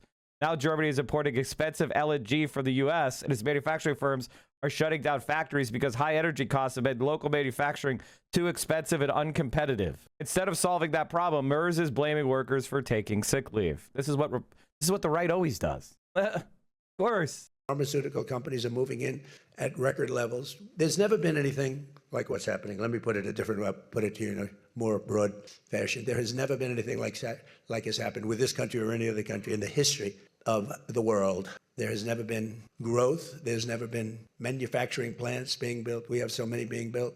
And in the big ones, like AI, some of the AI, we let them build their own electric plants. We force them to build. We don't want, because the old grid that we have wouldn't be able to supply. They need, just as an industry, more energy than the entire country produces right now, when you think of it, which is incredible. So take all of the energy that the United States produces, and that one industry, which is so big, so powerful, it needs more than that. In fact, some people say almost double. So this was my idea. I said, you can never service that. You can't reinvigorate the grid. You can make it better, but nothing like that. You wouldn't be able to build. And we're leading China in AI, in just about everything. But we're leading China in AI. Even in TikTok, I was watching somebody say, oh, the TikTok deal, it's so bad well, because they say the deal was incredible, but they think the word that gets out is bad, except the numbers just came out, and I'm #1 on TikTok, and all I do is talk about communism, right? So I feel like we should get all of the billionaires and put them in a room, and we should set up like 1 million bots, and they could all look at their phone, and they all post, and all the millions of bots like their shit. It's not actually connected to the rest of the websites. They get all the alerts and like they feel like they're popular. And if they ever go outside, we do like a Truman Show style like gag where like the rest of the world is like watching it. And we have all these actors pretend to like populate whatever like town they're in, and and people walk up to them and pretend they like them. And in exchange, we just take all their money. Like put every billionaire in a Truman Show style gulag. They don't know it's a gulag. It's sort of good. I used it to get elected too, but you have to get your word out. But the numbers came out just a little while ago, and I was #1, some ridiculous number. I never heard of numbers like that, but #1. And all these entertainers are number 27, 29. It's crazy. I don't even understand myself, but that means that my word's getting out about how great our country is, how successful our country is, and how bad communism is, and how bad these lunatics are that are running for election that don't sound good, don't think good, and don't look good. I don't see any looker. I don't see anybody with the look. You need the look. You need something, but they don't have it. And I think they'll fade fast. And it's not social democrats. This is not a social democrat. These are communists that are running. And they don't want God. They don't want successful things to happen for our country. They don't want to have a successful country. I think they're sort of crazy. As European nations rebuild their militaries, American equipment will be the largest beneficiary. The defense companies are going to be making most of that equipment. They want the American equipment because it works better. It's not a question of anything else. We make the best equipment in the world. And to that end, I provided other leaders with an update on the steps we're taking to rapidly scale up production in the United States. And they wanted to hear that because they don't really want to get it in 4 years, 5 years. They want to get it like in a week. And we'll actually be at a point like that in the not too distant. The plants that are being built, the defense plants, it's incredible. Lockheed is building, I think, 5. Some of them are building 3, 4, or 5, and they're big ones. It's going to quadruple the output we have with the munitions and the basic equipment itself, whether it's a Patriot or Tomahawk missile or any of the missiles that we make many missiles, different types. for different occasions. And just today at the summit, we announced $3 billion of new defense investments with U.S. companies, and Lockheed Martin will establish. Honestly, like, whenever I watch a Trump speech, I'm just like, why are we doing this? Graham Platner's campaign working to navigate exit from consequential main race. Sources say he's expected to announce his decision through a recorded video, which should come later today. As of this morning, the message had not been taped. I'm not paying for CNN articles. Are you insane? He's like a complete rambling idiot, and it's honest to God boring as fuck. It's not like he does, like, before he used to be entertaining, but now it's just I get bored and I start looking at my Twitter. So we're not doing this anymore. At the most, we're gonna look at clips. If clips come up and they're good, like, we'll do it. But I just can't. I can't watch Trump. He doesn't have it anymore. Maine's getting 2024. Yeah, good. It's smart. If your campaign, if your candidate is gonna fucking lose, get him the fuck out. The guy has multiple. I mean, this guy is a fucking rapist. Like, I don't know what else to say. Like, he's a sex predator. Every word he says is a fucking lie. Like, I don't think you guys understand that I'm switched up. Like, there's no redeeming factor of Graham Plattner. And I know people are like, oh, this is so late. And oh, you're falling for a smear campaign. No, we're not. No, we're fucking not. No, we're fucking not. He's like, we were looking past a lot of red flags. And then now we're learning he's a fucking rapist. And these are completely credible allegations. They can't get more credible than this. Do you notice there's not a bunch of rape allegations about Abdul El-Sayed? Why not? Because he married his college sweetheart. And he's not a fucking alcoholic creep. He didn't have a fucking kick profile in 2021. Guys, I'm sorry. This shit is insane. And when you have a woman actually coming out and accusing him, and that leads to another woman accusing him, like, guys, he's a fucking predator. That's that. Like, I'm not saying every allegation should be believed without, but we have been skeptical far longer than we should have. He needs to go. This is why POC candidates are the best. They have to be squeaky clean, because there's any whiff of any propriety, they are fucked. I don't agree with that statement, by the way, in the sense of, like, there's any impropriety, they're fucked. That's insane. I have seen a lot of candidates escape controversies that would have destroyed careers. Like, for example, Ilhan Omar and the so-called anti-Semitic tweets, or DSC, Daria Lisa and the, ugly colonizer, so-called anti-interracial marriage tweet. Like, or it happens, guys. Like, give you a fucking break. The other thing is, like, it gets creepy when white people start, like, putting people of color on a pedestal and pretend they're not human. It's fucking weird. Can we stop? It gets weird. That being said, if you look at the candidates I've worked closely with in my career, most of them are women of color or people of color, because they have the best politics and they come from the movement.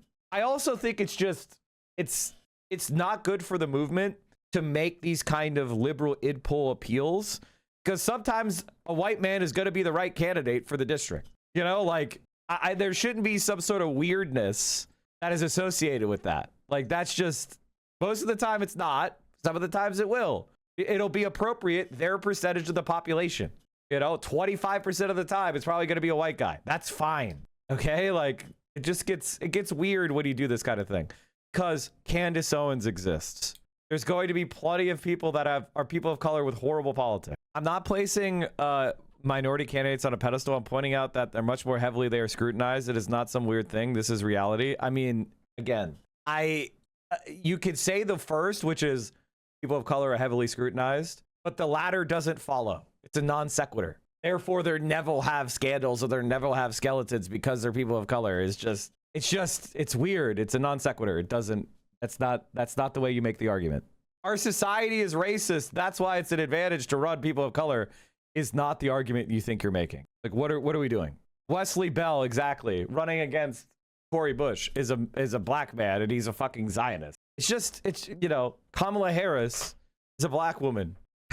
I think what we should say, and I'm saying this because the corporate woke one id poll way of speaking doesn't serve our movement.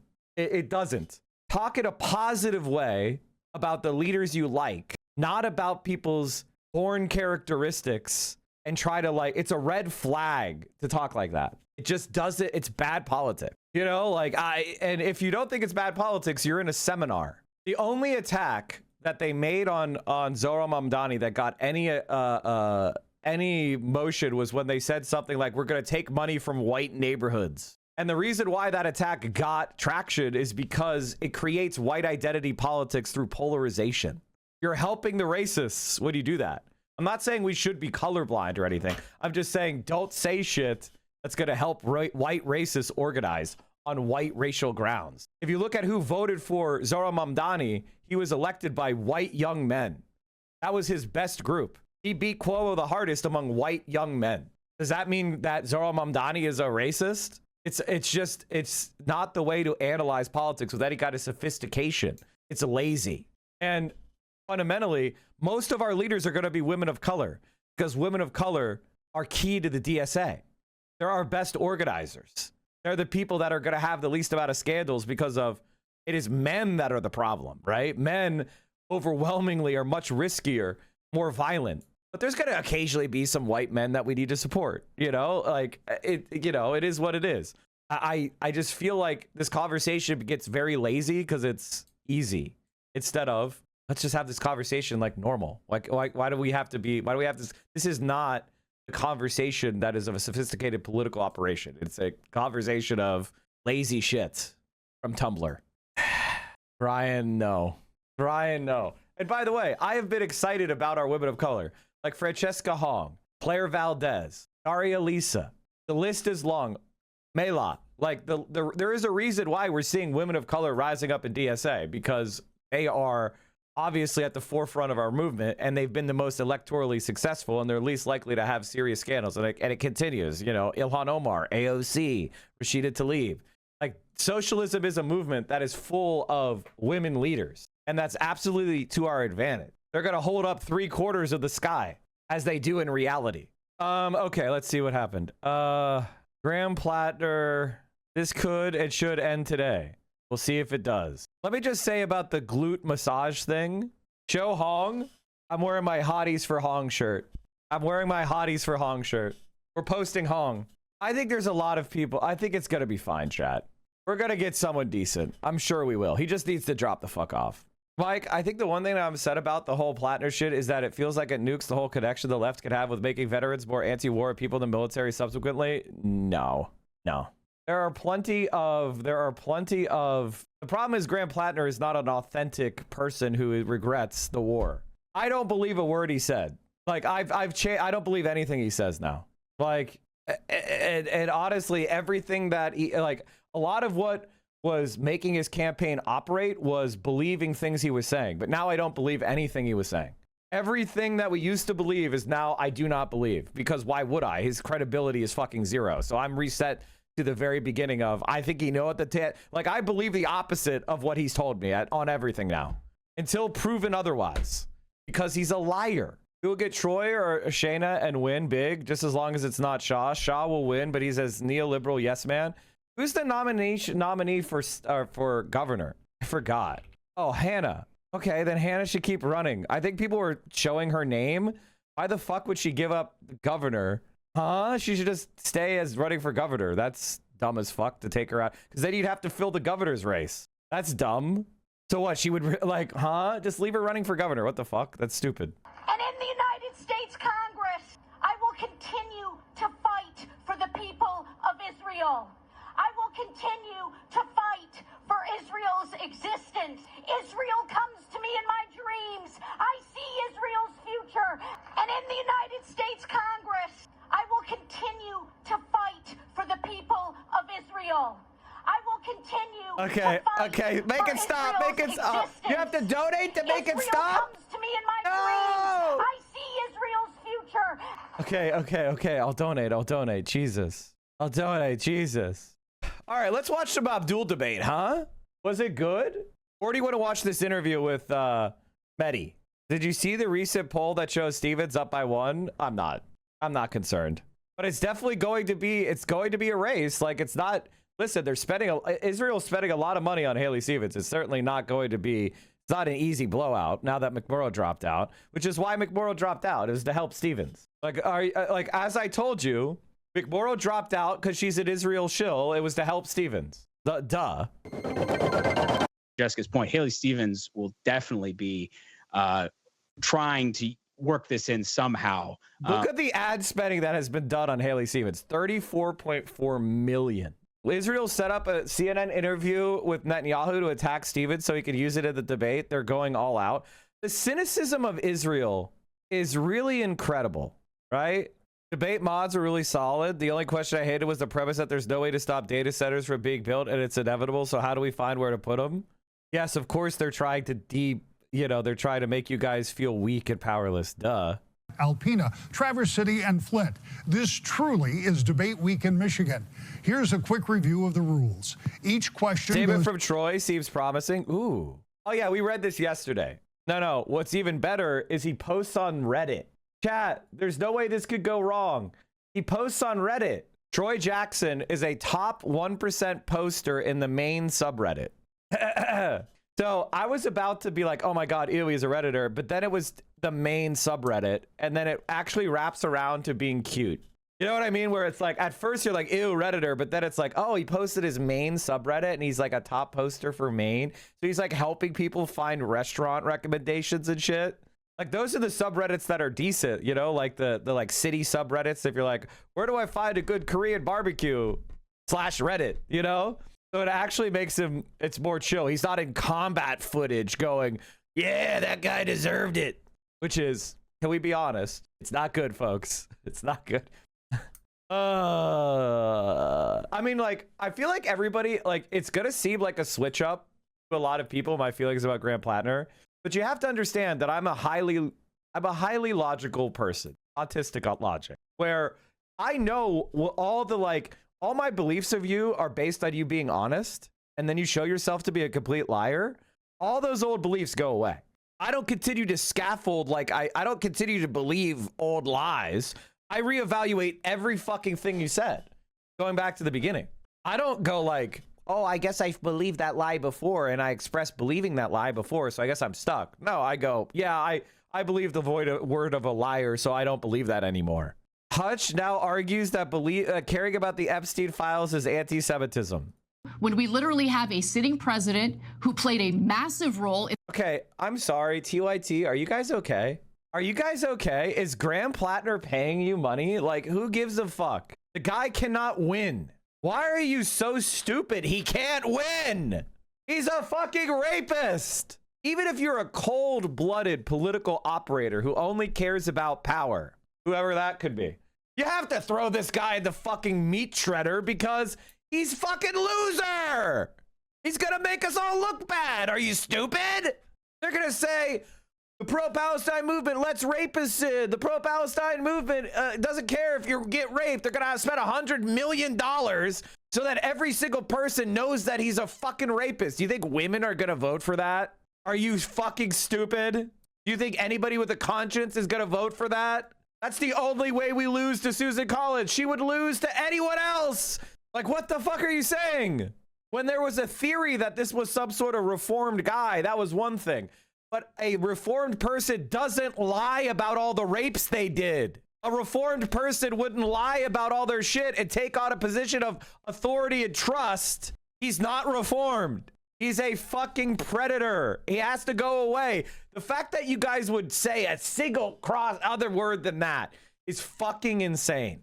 the cover-up of the Epstein files. I'm starting to think that one of the reasons that the Epstein stuff broke into the mainstream and got so much attention, I'm starting to think that it's literally because his name is Epstein. I think, like, Hutch, at this point it has to be some sort of elaborate performance art, right? Like, this has to be elaborate performance art. He is legitimately one of the stupidest pieces of shit I've ever seen. Epstein is a common name. Nobody gives a shit about Epstein. Like, what are you saying, you fucking idiot? It's because he raped a bunch of kids and he was friendly with all the billionaires and all the politicians, you dumb fuck. And they helped him get a slap on the wrist. And he was talking to them about their dating life and they were inviting him to sex parties.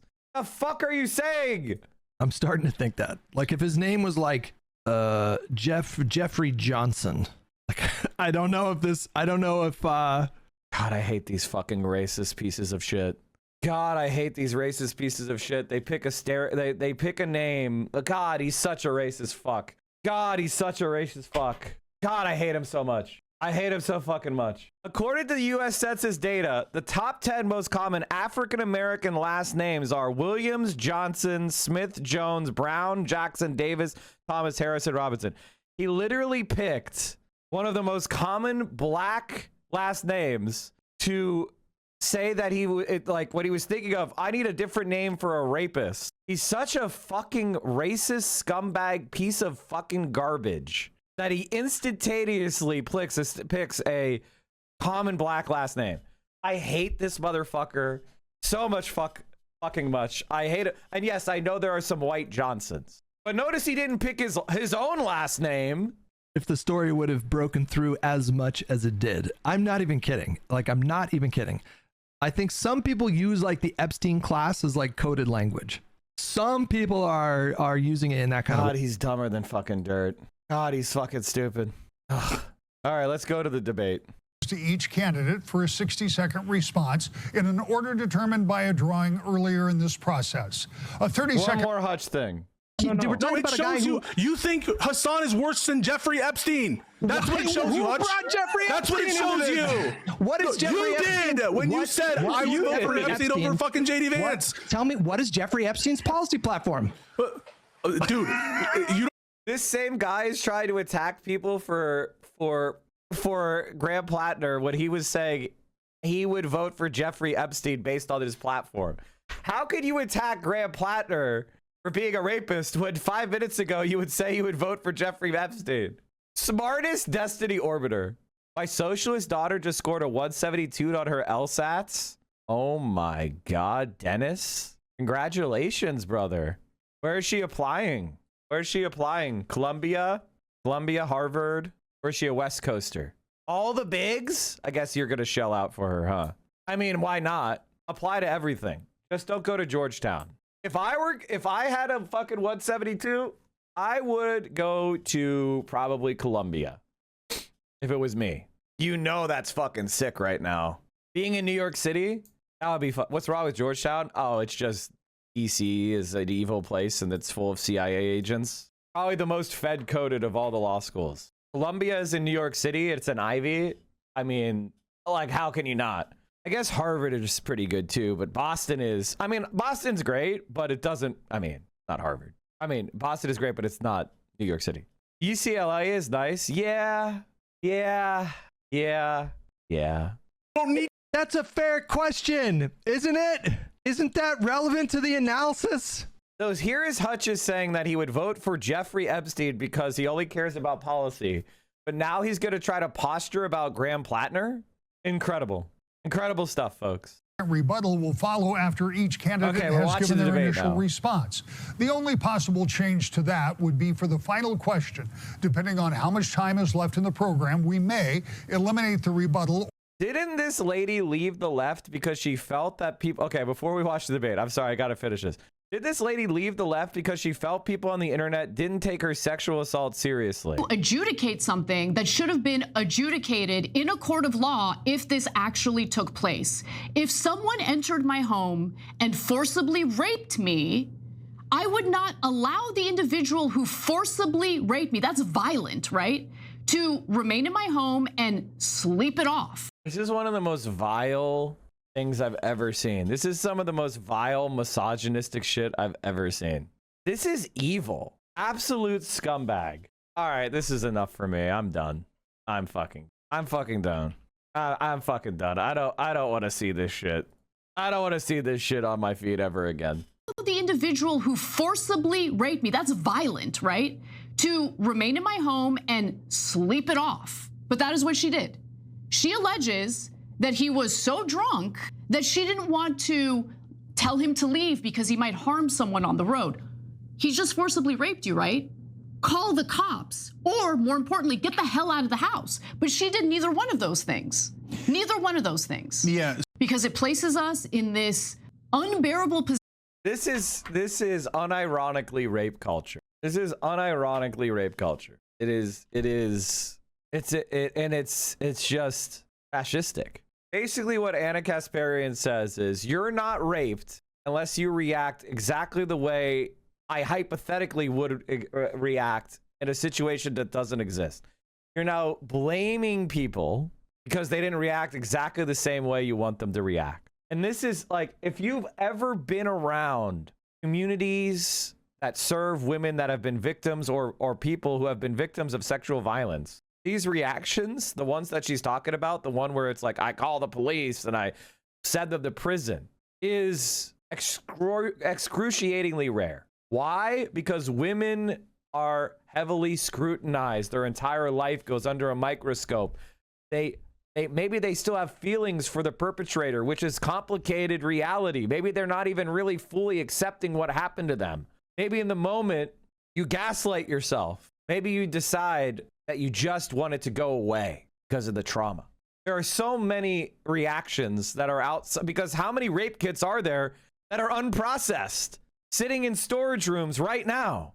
How does she know that Graham Plattner wouldn't have reacted in a violent manner and possibly abused her or even killed her? Who the fuck are you? There's a reason why rape has a statute of limitations from 20 years, because sometimes it takes people time to reckon with what happened to them. God damn, what a fucking evil witch. Did she call, by the way, did she call the police? Did she call the police? Like, she told a story of how she was assaulted horribly on the street by an unhoused and a homeless person. And she says that the left, like, basically yelled at her and told her to shut the fuck up and blah, blah, blah, blah, blah, blah. But did she call the police? Did she, like, and the reason why I'm asking that is because why are you holding out these standards that you understand, first off, that your reactions in the moment are not perfectly rational machines seeking, they are heavily emotional, contingent. Sometimes you just want to make the pain go away. You just want to escape the situation. You're not thinking about, I'm going to have to prove this in the future. He wasn't a politician. And I would never question Anna Kasparian on her reaction to being assaulted, because that's insane. But now she wants to open that door, and it's like, huh? And this is something that I think everybody should recognize, is that she's lost. She's fucking lost. And it's unironically what happens when you're not part of a socialist organization with people that you trust. When you're just some media personality that's disconnected from any movement, that's disconnected from people whose opinions you respect, who's disconnected from a community that you're held accountable to, who doesn't have an ideology, who doesn't have an understanding of the world, who doesn't educate themselves and challenge themselves on questions like misogyny. Or adjust the length of time to answer the question. There is no opening statement. Debate. There will be a 60-second closing. It is time for our first question in Debate Week in Michigan. Again, welcome to both of you. The first question will go to you, sir. The number one issue facing people from coast to coast and right here in Michigan is no surprise. It's inflation, it's affordability. Everything costs too much. You can't fix it all. But if you're elected to the U.S. Senate, tell me one proactive thing you would do to make Michiganders' lives more affordable. 60 seconds, sir. I've been up and down my state, 110 different cities, 450 public events. No matter where I go, people say the same thing. I just can't afford to live here anymore.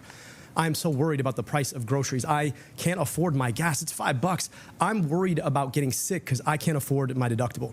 There's a number of things we need to do. Number one, we need to tackle healthcare by guaranteeing everybody healthcare without a deductible, a premium, or a copay through Medicare for All. Number two, we need to stand up to the monopolies and oligopolies that are picking our pockets. Number three, we need to stand up to increase wages. And that means standing with unions like the UAW and the nurses who've endorsed us. It means making sure that we are standing with Michiganders in their moments of crisis by making schools somewhere that our kids can go, by addressing the potholes that cause punctured tires every time you try to drive anywhere. But all of this has to happen by way of getting the corruption out of our politics. So long as corporations are buying politicians, we can't actually enact these solutions because they're getting the policies that they signed up for when they pay for their politicians. Congresswoman Stevens, 60 seconds, please. Well, thank you so much, Wood TV, and to everyone across Michigan tuning in tonight. As your next United States Senator, I will run through anyone and anything to lower costs. My no tariff on groceries bill, my bill to lower lower your utility bill. Look, I'm the only person running for United States Senate in Michigan who is not a millionaire. I am not trying to sell a book or a podcast. I'm the only one on this stage who doesn't have a talent agent trying to pitch me for paid speeches. And unlike my opponent, I'm not running at the first mic or camera I see. Instead, my head is down doing the work for the people of Michigan who need the work to be done. We do not need a celebrity senator. We need a workhorse. And as the most effective lawmaker for Michigan in the House of Representatives, if you want a fighter and an effective leader for our state, that's me. Sorry, we also don't need politicians bought off by corporations. In this race, you've probably seen ad after ad after ad. Not one of those ads was brought to you by the Congresswoman's campaign. All of them brought to you by corporate PACs and AIPAC, trying to buy a politician who's going to do their bidding instead of yours. That's been the story of our politics for far too long. The question why does she make so many facial expressions? Is she okay?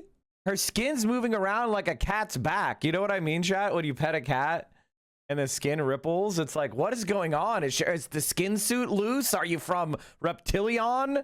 Like, what's going on? Are you the cockroach from Men in Black? Like, what the fuck? Not whether or not you're a millionaire. The question is whether or not you are bowing down to billionaires. And for too long in our politics, we've watched politicians beg for those dollars only to do that bidding when they actually get to office. That has been the story of my opponent. If you want politics is different, I'm the only one who's never taken a dime from a corporation. Congresswoman, 30 seconds. Well, look, transparency is oh so important. And she looks like every Addams Family member smushed into one body.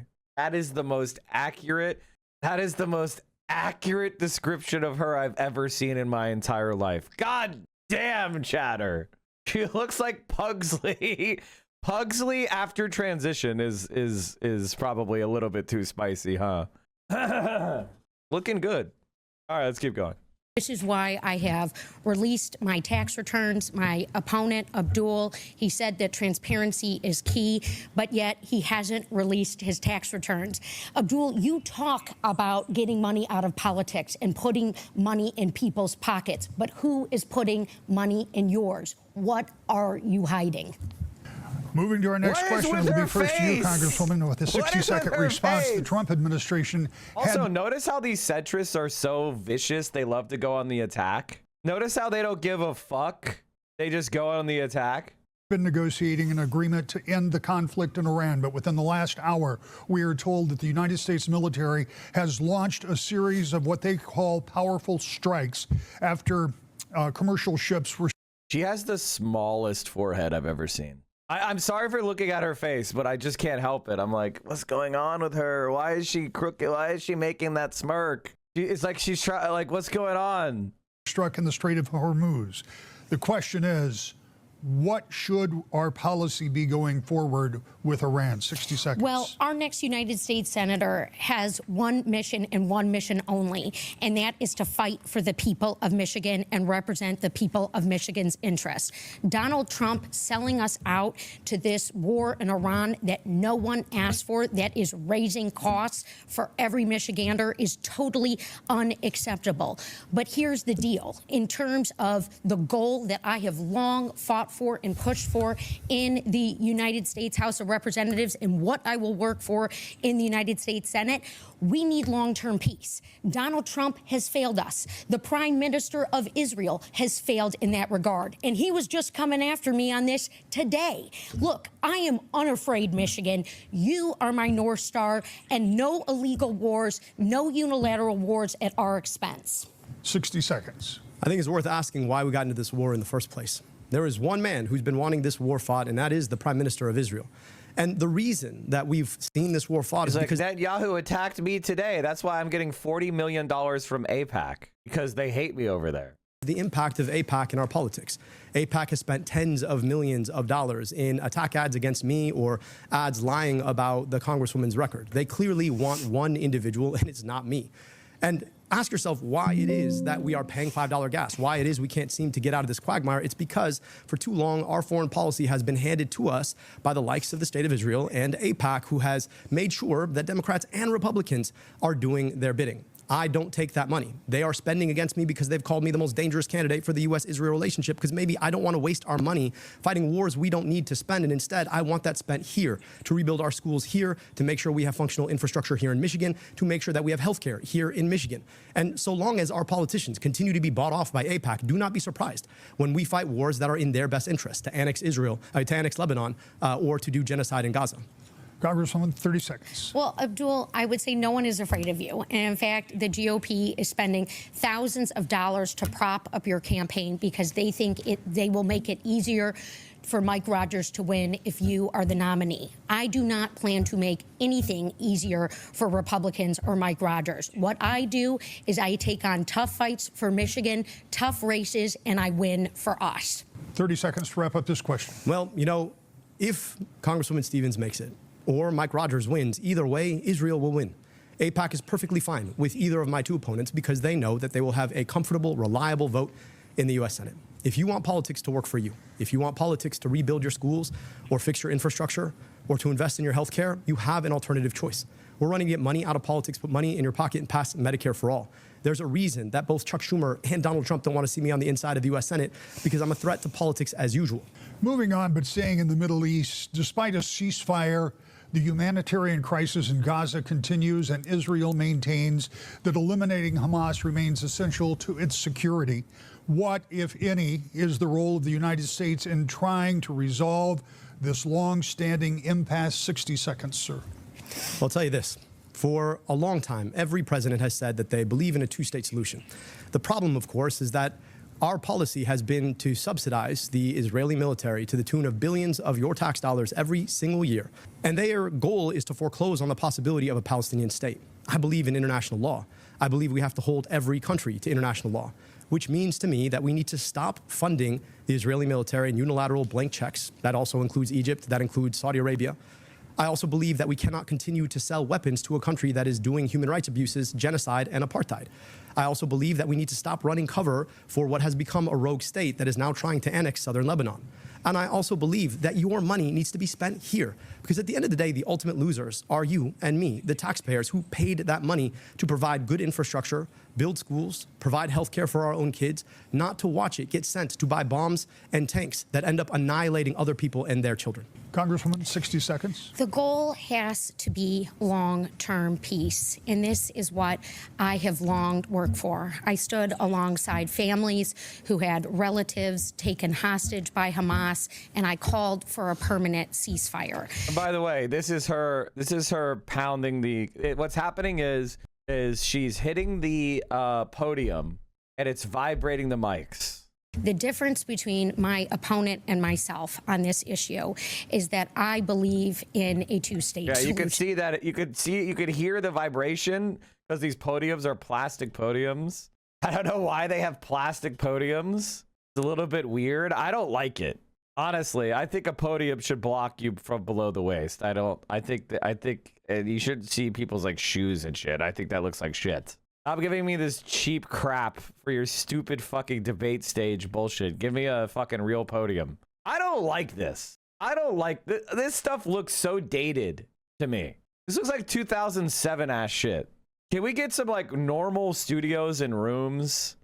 I can say that Israel has a right to peacefully exist alongside the people of Palestine and in Gaza. It is very clear that Mr. Netanyahu has not made us safer, has not brought us closer to peace, and he's endangered Jews here in America and around the world. This is why he was just trashing me today on CNN. I am not afraid of bullies.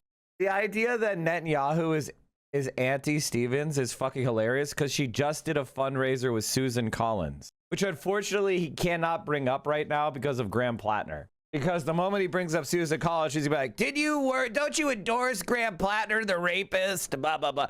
So you can't bring that up.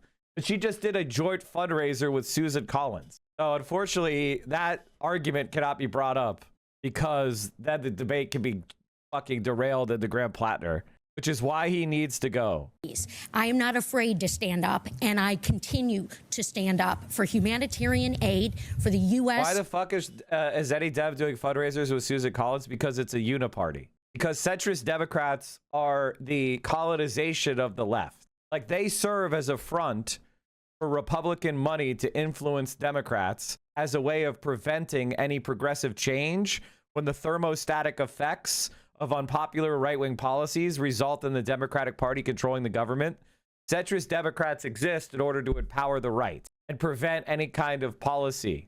So they literally are just Republicans that are trying to take up. You know how people say, like, why don't we run as Republicans? Why don't we run as Republicans, guys? Like, we should run as Republicans. Well, the Republicans do that. They run as Democrats, and they get a lot of money from right-wing donors. And then when they win power, they work with the Republicans to frustrate any kind of progressive policy. And unfortunately, the consultant class, they don't give a fuck what your policies are. They just want to make money from selling ads. So if you want to make an ad saying Medicare for all, they don't like that because that means you're not going to get money from the insurance companies. So you're going to have less money to spend on ads. So they're going to make less percentage. And the consultant companies need to grow. They're companies after all. They got to show more profitability. The amount of money spent on politics has to go up. So they work behind the scenes to make the Democratic Party more right-wing because their profit depends upon it. So if you're wondering why the DNC is so fucking terrible, it's because centrist Democrats get more corporate money. More corporate money equals more money for consultants. Consultants control the communication apparatus of the Democratic Party. And so they use it to try to suppress the left and work and operate as an extension of the Republican Party, which is the real party in American politics, right? We have a capitalist party and we have a controlled opposition. Capitalist party is the Republicans, the controlled opposition is the Democrats. That's the political system we have. To work with the countries in the region and get aid into Gaza. 30 seconds. Look, I believe in equal rights to peace, dignity, and self-determination for Palestinians and Jewish Israelis alike. But the question I think the Congresswoman needs to answer is, why has she allowed $40 million of outside spending, the bulk of it coming from AIPAC, to come into this race? I don't think Benjamin Netanyahu is attacking her to actually attack her. I think he's attacking her to try and steer away the stink of how staunchly she stands for their policy. So let's take that opportunity. Explain what you've given away for AIPAC support in this race. 30 seconds to wrap up. No one owns my vote and no one owns my policies. Anyone who is contributing to my Senate campaign is doing so because of my proven record of fighting for Michigan. What I did when I served as chief of staff on the U.S. Auto Rescue, saving 200,000 Michigan jobs, and what I have done to get the CHIPS and Science Act passed and signed into law. What my opponent needs to answer is, why is the GOP spending thousands of dollars to prop up his campaign, saying that he will make Mike Rogers the next U.S. Senator? All right, we're going to move on. As I told you before we started, we have a lot of viewer questions. Amber Kriska is my colleague, and she will be presenting those. You'll be able to see them there. You'll be able to... She's so bad at this. She's so fucking bad at this. Like, does anybody actually like her? Like, honestly and truly, I need to know. The generational divide in this race has got to be like 50 points, right? Like, the boomers are watching TV and they're getting absolutely bombarded with $40 million of ads. And everybody who's sentient and actually pays attention to anything just despises her. She's fun to look at. You watch popping videos, don't you? You're one of those people. You're one of those people that watch popping videos and drain cleaning videos, aren't you? You're one of those people that watch those like horse hoof trimming videos and cow trimming videos where they treat the cow foot infection. I can tell because that's the only type of person that would think looking at her is enjoyable. Hear them in the studio. If for any reason they are not clear, let me know and I will repeat them. Here is Amber with our first viewer question. A lot of questions on this next topic, bipartisanship. This is from Mark Newman. I'm sorry. That is the fakest ass motherfucking name I've ever heard in my life. Mark Newman is fake as fuck. That's not a real person. I don't believe this is real. This is a made up motherfucking person. There's no fucking way. I don't think this is real. Unless from now on, I want a person reading the fucking question and saying, "Hi, I'm Mark Newman." In the spirit of bipartisan, like, I don't believe this is real. Spirit of bipartisanship, talk specifically about how you will reach across the aisle. Name a particular project that you will champion that will require working with the opposing party. Congresswoman, 60 seconds. Well, I don't have to just talk about what I would do. I can certainly talk about what I have done in terms of passing bipartisan legislation like the CHIPS and Science Act. But to answer our viewers' question very specifically, I have a plan to lessen Michigan and the United States' dependence on China, to lower cost and to create those good manufacturing jobs. That is day one legislation for me in the United States Senate. And look, there is a reason why the Center for Effective Lawmaking recognized me as the most effective lawmaker for Michigan in the Congress, because I fight for us, I win for us. Debbie Stabenow has endorsed my campaign. Our Attorney General Dana Nessel has endorsed me for United States Senate because of their fight for Michigan and their results for Michigan and them seeing the same in me. And so, yes, when we talk about manufacturing, when I bring in my supply chain bill to the floor, I feel really excited about getting other colleagues on the Republican side to join me. Thank you. Move on. Dr. El-Sayed, 60 seconds. I'm proud to have been endorsed by the UAW.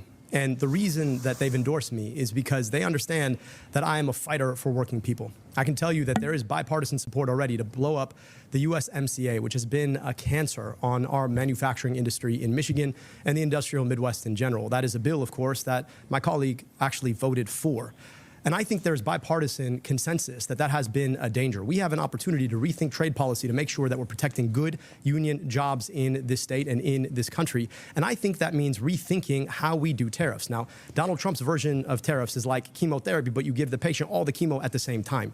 I think there's an opportunity where you pace it out. You think critically about how you protect critical budding manufacturing industry, and that you are transparent with your trading partners about how you do this in an effort to build long-term sustainable manufacturing jobs. I've heard a lot from Republicans saying that they want to bring manufacturing jobs back.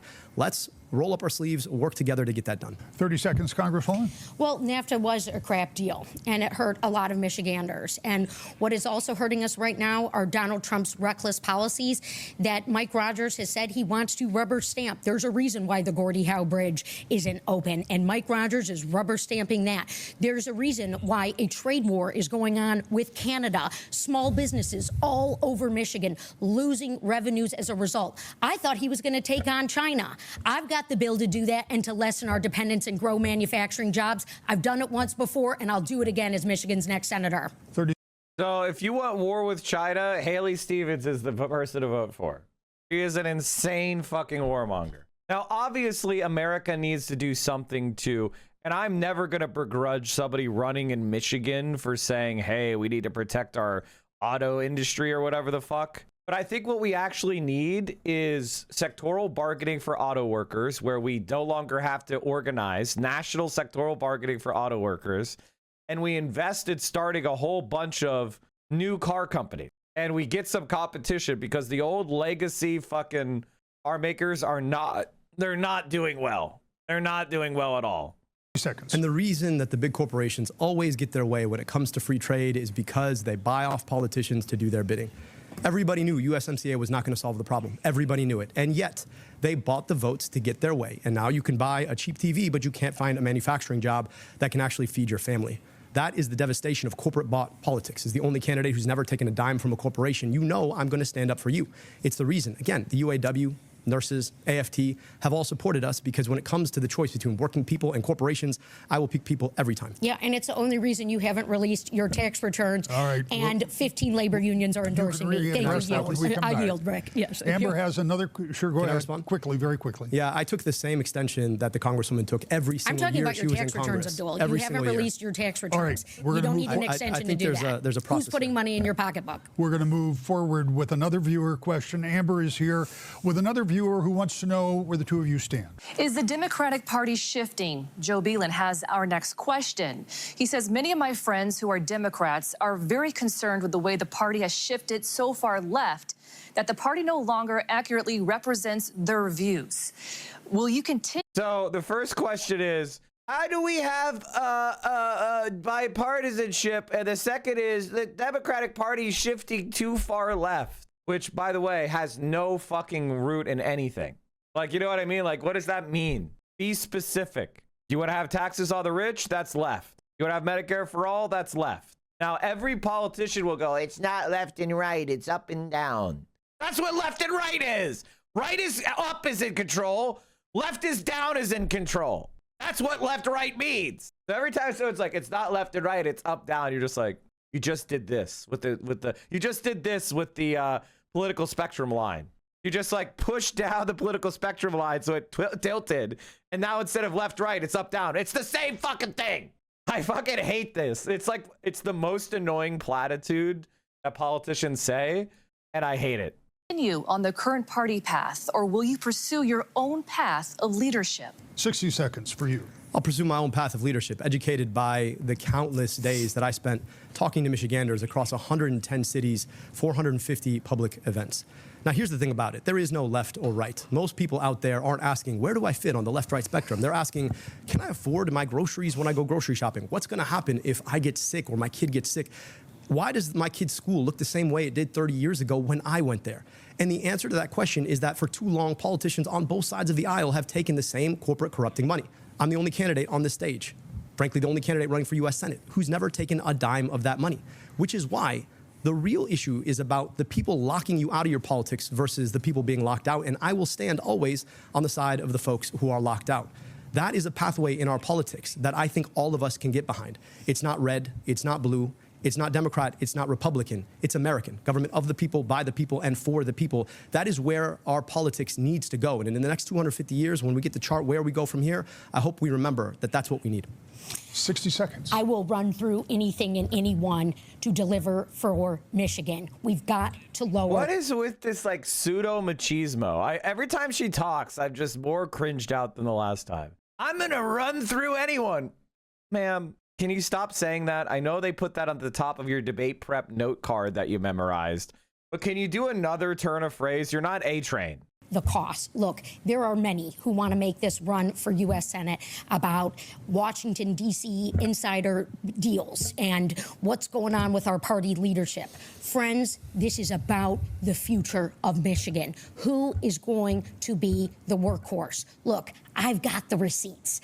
I have passed big pieces of legislation. I passed my first bill to secure STEM grants for our K through 12 schools in my first year in Congress. I am ready to hit the ground for our schools, for our educators, and to stand up to the corruption and the abuse of power that we see coming down from Donald Trump. If you want to stop Trump, I'm your gal. The question was about the direction of the party. Is it shifting? Well, I'll tell you this. It won't shift if we continue to elect leaders who take money from the same corporations who have broken with the interests of the American public. Chuck Schumer desperately wants one of us to be the next senator, and it's not me. So if you want your politics dictated you by AIPAC or Chuck Schumer, then I'm not your guy. I think we need to go back to the idea of government of the people, by the people, and for the people. $40 million of spending in this race. $40 million. I want you to think about what that means. That's money that buys something on the back end. So if you elect the person who took that money, don't be surprised when they betray you. Except for, again, I have the receipts as the most effective lawmaker for Michigan. I'm not trying to go viral or get a good tweet out, all right? If you check the facts, the claims that my opponent has made about eradicating medical debt are untrue. If that's all you got to run on, Abdul, well, then good for you. It's worth noting here that over the weekend, a third candidate that was in this race dropped out. That leaves the two of you. One of you will face Republican Mike Rogers, as you both talked about a little bit here. Congresswoman Stevens, you've been endorsed, as you said, by former Senator Debbie Stabenow, former Governor Jennifer Granholm, and as you said, by the Attorney General. You have, Mr. El-Sayed, been endorsed by Bernie Sanders, Congresswoman Alexandria Ocasio-Cortez, and a number of others. I went to both of your websites, long list of endorsements. Is this race not only about control of the U.S. Senate, which it may well come down to, but is this race also for control of the Democratic Party? Is there something else on the line here? 60 seconds. Well, I'm not going to let the pundits or the prognosticators make any such determination. For me, this has always been about Michigan. I am the daughter of small business owners who met at Oakland University. My dad is 81 years old and still driving his Ford F-150 with the word Stevens Landscaping on the side, and he's drinking his water. Look, it's that value of hard work, that ethos that I grew up with that has always long motivated my approach to public service. And the reason I have put up my hand to run for U.S. Senate is because of what I'm hearing from Michiganders, because a fully paralyzed veteran reached out to me and asked me if he was still going to get his benefit check because he saw Elon Musk walking around with a chainsaw. I have stood up, I have called these guys out, and I am stopping these abuses of power. And you better believe from the United States Senate, Michigan's voice will be heard with me. 60 seconds. I never intended to run for office. I want to be a doctor. I want to be a doctor because I could go 15 hours to my family's native Egypt or 15 minutes from where I grew up. I went to medical school only to realize that our healthcare system was, in fact, part of the problem, not part of the solution. I went into public health. We eliminated medical debt. Yes, we eliminated medical debt. We put glasses on kids' faces. We took on corporate polluters. We provided free health insurance. We did the things that for too long government fails to do under leadership that is bought off by corporations. I'm running to do three things: get money out of politics, put money in your pocket, pass Medicare for all. I'm not doing this because of some direction of a party. I'm doing this because of the Michiganders that I've gotten to see. A woman who had cancer 3 times and happened to managed to hold on to her life savings until the 3rd one. A woman who lost her entire life savings because her kid got cancer and died. People who have come and shared their burden with us. If we continue to allow corporations to buy our politicians, do not be surprised when everything gets more expensive and your job gets further out of reach. That is the politics that is corrupting now, and we need different. 30 seconds.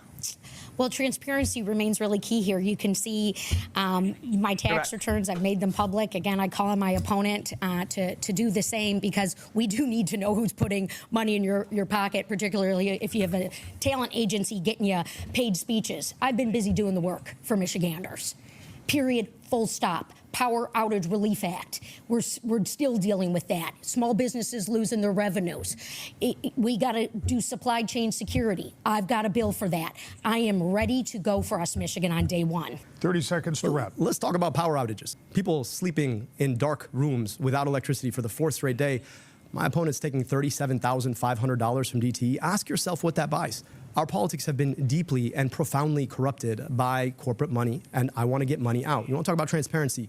There's a group called Center Forward that happened to pay for a flight for the Congresswoman and her mother to Portugal. I want to understand what she promised them in return. You want to talk about transparency? Why are there $40 million flowing into our politics right now in support of my opponent? Yeah.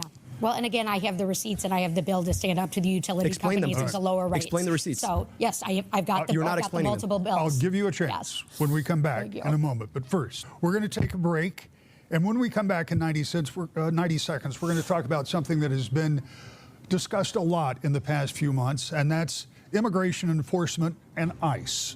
That's coming up. But first, we're going to take a break. The candidates will enter the spin room once our debate concludes. There is a QR code right now that will take you to our live post-debate coverage on Wood TV Plus. We'll be right back.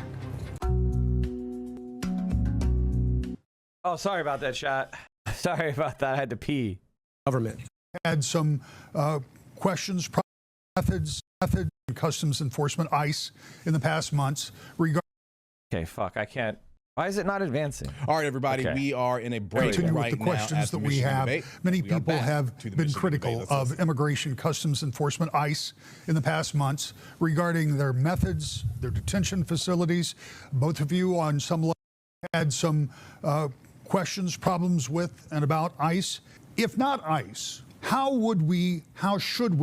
could we deal with the estimated millions of people in this country that didn't come through the proper channels, that we don't necessarily know who they are or where they are? I'm going to start with you, Dr. El-Sayed, with 60 seconds. What do we do with that situation? So I just want to be clear. I went to Minneapolis at the height of Project Metro Surge. I watched as our government laid siege to a city in our own country. It was awful to see. ICE is not about immigration. ICE is not about the southern border. I was on nearly the northern border. ICE is about normalizing paramilitary force on our streets. I've been clear that you can't reform ICE, you can't retrain ICE, you have to abolish ICE. Now, that's not to say that we can't secure our border. That's not even to say that we can't actually enforce our immigration policy. That is to say that we shouldn't do it at the edge of destroying our Constitution itself. ICE is a new agency. It is younger than I am.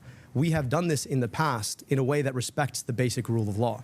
And if we're serious about actually having a pathway in this country to a humane, thoughtful, common sense immigration system, we've got to invest in the court infrastructure that offers a pathway to citizenship for people who built a life here, and lived here peaceably, and contributed to our society. I think that's the responsibility we need to go to while keeping our southern border safe and secure. What would we do about ICE in 60 seconds? Yeah, well, before I jump to the bipartisan border security bill that I do support, it must be said very clearly that Donald Trump's ICE is completely out of control, and it is an abuse of power. ICE agents from top to bottom that have committed crimes have to be held accountable, and I've got the legislation to do it. I called on Kristi Noem to go. She was removed, but no reforms took place. Why does she keep going about Abdul's money and taxes? Because that's an attack. She's just using the thing that you need to understand about these people is they have a playbook.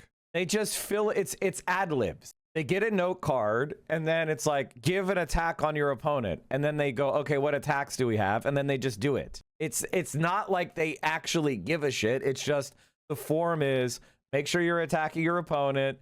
Say this, talking point 1, talking point 2, quip that you're trying to get people to remember. It's formulaic and inauthentic. So she's like, oh, you haven't released your tax returns. Most of the time, congressional candidates don't release their tax returns. Fuck, Donald Trump got elected as president without releasing his tax returns. This I release my tax returns shit is just made up. Now, they have to do disclosures about their finances, but that's different than your tax returns. $70 billion of our taxpayer money into an ICE slush fund. This has been a failure.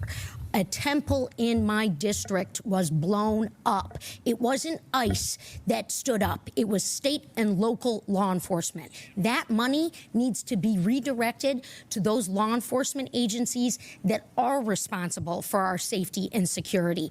Donald Trump has abused his power. He has failed the American people, and we need change. 30 seconds for you. Look, I appreciate the change of tone on ICE. I mean, my colleague voted to thank ICE and increase their budget, and also took money from people who run ICE contracts. That to me seems very different than what we're hearing now. I've been deeply clear. I don't take money from corporations. I don't take money from ICE contractors, which is why I can say with a clear voice, we need to abolish ICE. I think we need clarity about where folks' money comes from and what trades they make on the policy on the back end to bob and weave on these issues when these are issues of life and death. 30 seconds to wrap this. Well, it's really unfortunate yet again to see my opponent pursuing Republican tactics.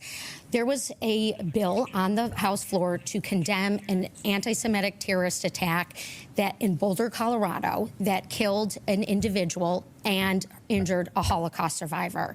Instead of bringing us together, Republicans put in a cynical point about thanking ICE. I am always going to stand up to violence, and I just wish my opponent wouldn't pursue the cynical approaches of Republicans when we do need to be united.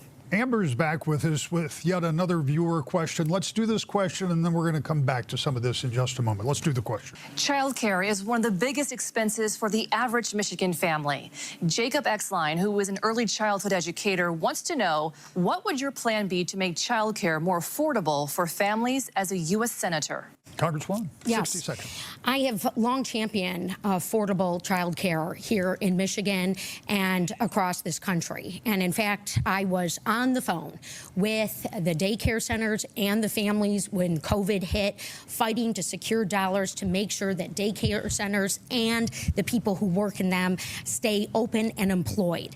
Look, the costs continue to go up. The way in which we can lower daycare costs are through the expansion of CDBG funding and grants that match what our great governor here in Michigan did. I actually went to a daycare center with her in Troy, Michigan to celebrate some of the programs that she put into place. And the other deal that we need is we need paid family leave. I'm a champion for paid family leave. We need to secure the ability for new mothers and fathers to have that precious time with their newborns. That's another critical step. I've got the record. 60 seconds, sir. I'm a father of 2 daughters, and the child care for our youngest, who's 3 years old, is one of the most expensive items on our entire budget. It is insane how much people have to pay. And for a lot of folks, this has become a gender justice issue. It's forcing people out of the workforce, predominantly women, and it's holding them behind from lucrative opportunities that they can use to advance their family in the first place. I think we need to make child care free. 100% free. Now, how do we pay for that? We pay for that by taxing billionaires their wealth. We could render $4.6 trillion if we were willing to put, let's say, an 8% tax on billionaire wealth. This is not that difficult, but it's a function of our values. Do we care enough to make sure that women have access to the workplace, that children have a safe, healthy place to go, or would we rather be the kind of economy that allows billionaires to make a second billion, a third billion, a trillion, maybe like Elon Musk? That is the question we need to answer. And ultimately, so long as we allow billionaires and corporations to buy politicians, we're going to get the wrong answer. 30 seconds. This Senate seat is considered a toss-up for November, a 50-50 chance that it will go Democrat or Republican. The one thing that I do is I win tough races. I flipped a congressional seat that was long held by a Republican, blue, in 2018, and I held it when Donald Trump was on the ballot. Living my values, living the values to make change and improve people's lives. Mike Rogers, he's not going to do a thing to impact child care and make it more affordable for families. 30 seconds. Look, if you want somebody who's electable, the last 3 polls in a row show that I'm the most electable Democrat in November. Why? Because you got to actually fight for something. It's not enough to offer people 2 options that kind of look the same on the issues that matter the most. If you're taking money from corporations, the same corporations, Democrat or Republican, how different are things really going to be? I'm offering an opportunity to actually invest in what we want to fight for healthcare that is guaranteed, for an economy that works for working people, for finally getting corporate money out of our politics. Well, with all due respect to Abdul, I think he looks a lot like more like Mike Rogers than I do. All right. What does that mean? What the fuck is that supposed to mean? What does that mean? So we have apparently scratched the surface on a couple of differences between the two of you. And this is not scripted, and this is not something that's planned, and the people in the control room are about to pull their hair out. But I want to give you 30 seconds, and I want to give you 30 seconds to pursue whatever this is that's going on here. Obviously, you've got a question about some of the money in her campaign. You've got a question about some of the money in his pocket. Yeah. 30 seconds. I mean, unironically, and this is something that is kind of emerging, is there is a gender gap. There's a gender war that is being pushed by the global fascist right. And obviously, there's no way to put it. Men are in bad shape. And I don't mean this because I pity them. I'm just saying that their minds have been rotted and they have become driven mad by the loss of masculine privilege, the perceived loss of masculine privilege that comes from the collapse of, good paying union jobs. And so instead of organizing with women, go after the capitalist class that has dispossessed them, there has been a scapegoat offered, which is the division on gender, this escalating gender war. If you look at South Korea, honestly, the genders are starting to form armed camps. And this is another thing to say, South Korea is dying out. North Korea is going to win the Korean struggle because their society is not exterminating itself. There's such a misogynistic society in South Korea that they're literally just not forming relationships or having children. They live in hyper-capitalism, and it's just dying out. It is legitimately dying out. It is the incel country. And so one of the things that I see that's creepy, on TikTok, for example, there's so much gender wars content. It's fucking crazy, dude. And it's all there's different types of it too. There's left-wing gender warfare content. There's feminist gender war content. There's incel content. There's this policing of masculinity, the so-called down low. Everything a man does that mistreats you equals he's actually down low. If your boyfriend doesn't like you, he's actually gay. Have you seen this shit? And then there's, you know, your standard incel, hating women, you know, hypergamy, red pill, all that kind of shit. It's actually bad. Like the gender wars are creepy as fuck. It's bizarre, it's weird, and I don't, you know, and I could see it growing in popularity. There's all sorts of like content that I would consider to be like, there's this one content creator called Shira who is like, she says sprinkle sprinkle. She advises women to see men as basically like wallets, right? Like, stop trying to find someone that you connect with emotionally. Stop trying to find someone that you're attracted to. Just see men and relationships with men as way of like extracting resources. And she teaches techniques to like manipulate, you know what I mean? Like it's femcel shit, right? It's crazy. Like, and by the way, she's incredibly charismatic and honestly funny as hell. Then there's who else is out there that's like one of these like weird anti-solidarity movements? Oh, I'm gonna get in trouble for this one because this is not white people. I shouldn't even be commenting on this one, but it's fine because it's funny. Dr. Omar, who fights against interracial relationships with black people and white people, but from the black perspective, right? Dr. Umar is another one of these like he's like he comes from the tradition of black nationalism that is like separatist, but again, he's so fucking funny. And it's like when you look at the thing is like Shira and Dr. Umar are so much more talented and charismatic than their white counterparts. Jesus Christ, we have like Nick Fuentes. Oh my God, like it's so bad. Like they're at least charismatic. The white people are just, the fucking white right-wingers are just bottom of the barrel. Asmongold. Oh God. Brothers, we must stay focused. Yeah. Hotep is the correct terminology. Thank you. Thank you. But Dr. Umar is a massive grifting fraud. Of course he is. That's not a good emote, Hackstock. All I'm trying to note is the kind of like weird, like separatist and like, I think I've seen political lesbianism is surging again. So we've got some scum manifesto enjoyers. Like all the like weird anti-social hyper fringe politics that causes hyper fragmentation of the working class. The prevention of like solidarity and a multiracial, multi-gender working class movement. What is that? What, political lesbianism and the scum manifesto? Political lesbianism is female separatism. Basically women saying that the only way to destroy misogyny is for women to separate themselves politically from men and physically from men and choose to only have relationships with women. It's like abolish the male gender. Political lesbianism is understandable. So is black nationalism, of course. Like what? I'm not saying that these movements of the oppressed people are like not understandable. Of course they are. I'm just saying that it's pretty clear the billionaire class is promoting fragmentation, divide and conquer. I saw all this stuff has really gone up since the Ellisons bought the platform. Like, and it's whew. I've had women start yelling at me unprompted and making L figures on the head for no reason. It sounds like you did something annoying, to be honest. The women were probably right. My wife is sliding into pure hate all men spectrum. I mean, men are pretty fucking... It's hard for me to disagree with this shit because the culture of men is getting so fucking off the rails. It's bad, right? Like it really is bad.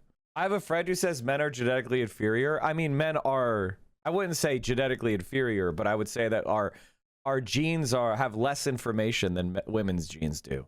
And the less information makes us significantly weaker in very important ways. Like our immune systems are weaker.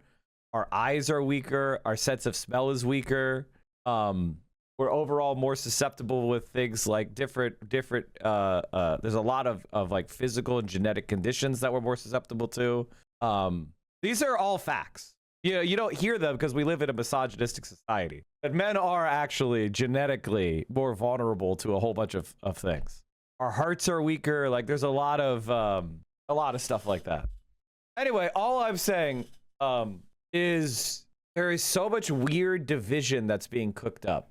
And I want to form, like they're worried about us having a strong organization-based, cross-racial, cross-gender, working class movement. That is what represents a threat to capital. All these fragmentary movements, all the ones that divide us up and smash us apart and prevent and get us fighting amongst ourselves, actually harden the existing system. And, you know, obviously we live in a racist and patriarchal capitalist state, imperialist state. There's no doubt about it. Oh, fuck. Look, my opponent wants to make this race about lies and attacking my integrity and the work that I have done for the people of Michigan. Look, I was the person from Michigan on the team working on President Obama's auto rescue. I have a proven track record that I am proud of fighting for this state, standing up to special interests, and I have 15 labor unions standing alongside me in this fight and some other proven individuals as well. So can we stop the lies, and can we get the transparency out that my opponents long talked about? I'd love to stop the lies that are being told on TV by organizations like the Center for Democratic Priorities, which, by the way, didn't exist until it started to run ads for my opponent. Like the United Democratic Progressives, which, by the way, is a front for AIPAC. Like Center Forward, which bought airline tickets for my opponent, for her mother and herself to go to Portugal. I don't know what they talked about. I don't know what they did. So if we want to talk about lies, I think it's really important for us to understand who's paying for them and what was said on the back end to allow them to be told. Because $40 million, it doesn't come for free.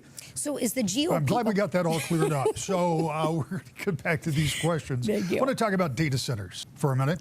I'm going to give you a premise. You can agree with it, you can disagree with it, but here's my premise. Data centers are going to be built somewhere no matter what happens in Michigan. So the question is, are we better off to have some of those centers here, or should they be actively opposed, as they have been by many citizens in meeting after meeting across the state? And it's first to you, sir. 60 seconds. Look, right now people are scared to death that there's going to be this gigantic data center put in their backyard so people like Mike Rogers can make gender-affirming videos about how buff they really are. I think we have to be serious about the fact that these pose real dangers, and the people who are pushing them are the richest, most powerful corporate CEOs in the history of our economy. And so we've put forward a terms of engagement. We want to make sure that if you want to put a data center anywhere, that it's going to meet the following terms: all union labor, no raising our utility rates, increasing our utility reliability, not touching our water, and then there has to be a community benefits agreement that's negotiated in good faith with all the money put up in escrow, and this has to be fully enforceable, including shutting down the data center. That has to be passed at the federal level. Now, here's the thing. Big AI has huge super PACs that guess who they're funding, not me, the other person on this stage. And so the question for us is, are we willing to actually do what it takes to protect people from these risks? Or are we going to let them roll us, just like corporations continue to roll our politicians over and over again? Congresswoman, 60 seconds. Yeah, well, look, the citizens need to be heard on innovation and data centers. And it is up to federal lawmakers to secure the tax code so that these gajillionaire enterprises are paying their fair share. It is unacceptable that rates would go up as a result. I want to force these data centers to pay the utility bills and to pay water bills for folks. And look, I also want to secure Michigan being on the forefront of innovation and manufacturing. I visited hundreds of manufacturing shop floors. They are using this technology. We want the jobs. We just can't afford to force data center jobs. I mean, they're not even like, it's just nonsense. It's just bullshit. They always do this same fucking argument. Oh yeah, we need the Amazon jobs. We need the, and then you get like 10 jobs that it costs billions of dollars. Why don't we just pick 1,000 lucky Michiganders and give them all $1 million each instead of funding this stupid fucking shit? The workers to pay for it. And look, yet again, my opponent takes jabs, except for he won't denounce the GOP when they are funding his operation and his candidacy, and now bragging about the false polls that they're putting out that he's going to be the best one to beat Mike Rogers. That's me. 30 seconds. I'm sure everybody out there thinks that Republicans really want me to win this race. Sure. The real question is, how much money has the AI industry spent in this race? What is Dropsite and Ryan Grimm doing? Why are they doing this? Why are Gen X men like this? Jesus Christ. Why are they like this? What am I talking about? The dumbass, like, he's being like, oh, she texted earlier that she wanted a glute massage. That wasn't in the story at Politico. And it's like, then she immediately said, don't come over. I don't give a shit if she had previously, like, consent can be withdrawn. And just because you consent to one thing or flirt before, it doesn't mean that means you have sex. Like, what the fuck are you guys saying? That doesn't change anything. I think one of the things about these conversations is, I've talked about this before, but there are safe places to learn, and then there are safe places to exist. And the problem is that different people have different ideas about what these spaces that we're in should be. For a certain type of creator, every space should be a safe place to exist. I respect that. I respect wanting to have a safe space where people don't have to worry about microaggressions, where people are aware of racism and misogyny, and they take things like colorism or ableism seriously. Like, I'm totally 100%. If you want to form yourself a safe space that has strict rules of behavior, which doesn't tolerate any kind of microaggression or any, you know, where everybody's expected to be fully aware of what's good and what's not, go build it. I will be a fan. And when I misspeak in there, time me out, okay? 100%. And then there is a place that I've made, which is the safe place to learn, where people are going to say dumbass shit without intent, where people are going to have unexamined privilege, where people are going to not understand what they believe is misogynistic or racist, and they will be corrected and they will be taught racism, sexism, misogyny, that shit isn't tolerated, but it's still a place where people can like learn and grow and expand without being like called out and humiliated and turned into a bad person because they didn't know any better, right? Obviously, we have standards, but this is supposed to be a safe place to learn. Now, and then there are organizations like DropSite. Organizations like DropSite need to be held to a high standard because they are our journalistic allies. But when they start going off the fucking rails and posting shit that is horribly misogynistic, posting shit that has clear assumptions of rape culture, we need to figure out a way of correcting them without demolishing the institution that has a lot of value for us, for the movement. And I feel like there isn't a lot of solidarity in left-wing spaces. I feel like there's a lot of what I would call Tumblr call-out culture, where it's a vicious piranha feeding frenzy, where when somebody makes a bad mistake, you could use the call-out to grow your shit. And that's the only thing you care about. My whatever is getting bigger because I am demonstrating myself as the most whatever X, Y, and Z thing. And I fucking hate it, man. And I don't know how to fight back against it. How the fuck do we fight back against that culture, that Tumblr-esque culture of feeding frenzy, piranha ass, nothing, not connected to any movement, not connected to anything that you are a part that you're trying to build? Why do people like that shit? I don't get it. I don't fucking get it. You know, Ryan Grimm has been an amazing fucking organized, you know, a journalist for our side, allied with us for over a decade. He's gonna post dumbass fucking shit. He's a fucking Gen X man. Gen X white man. He's gonna have fucking blind spots. You know what I mean? He's gonna fuck up. We're all gonna fuck up. A lot of the people that are so desperate to demonstrate that they're perfect are fucking misogynistic as hell. Like a lot of this Graham Plattner shit, like I've been going against Graham Plattner, right? You know, now that it's obvious that this guy's a fucking insane lying rapist, which puts everything, and people are like, you only care when white women are raped. That is the most insanely misogynistic shit I've ever heard in my fucking life. And these people have moral licensing where they literally think that if someone's a white woman, then their rape is not important. What is wrong with you? What the fuck is going on?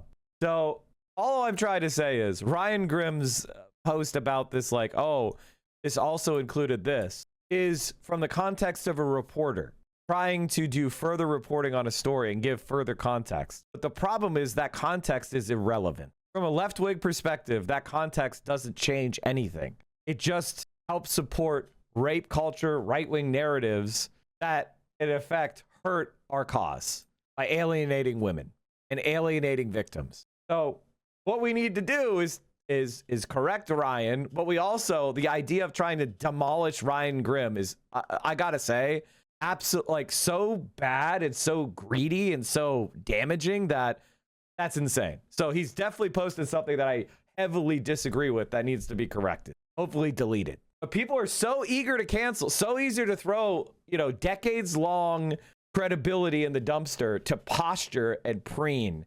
And I'm just over it. I'm just over it, man. And like, it's so misanthropic. It's so cynical. And then when their friend Lalo Overruled gets called out for being a disgusting predator, they're spending their streams doing cover up. What's going on with people? And why are they spending it? And whose vote are they buying? And what does that mean for you? If you want a future where AI is fully unregulated, where we lose, 50% of our jobs, where a data center sits in your backyard, you have a choice. If you... I like Dropsite. I like you guys a lot, but this fucking sucks. I can't spell. Consensual. Why can I not spell? There you go. Jesus Christ. Okay. What is wrong with my brain? All right. This was non-consensual, not consensual, non-consensual. Jesus Christ. Okay.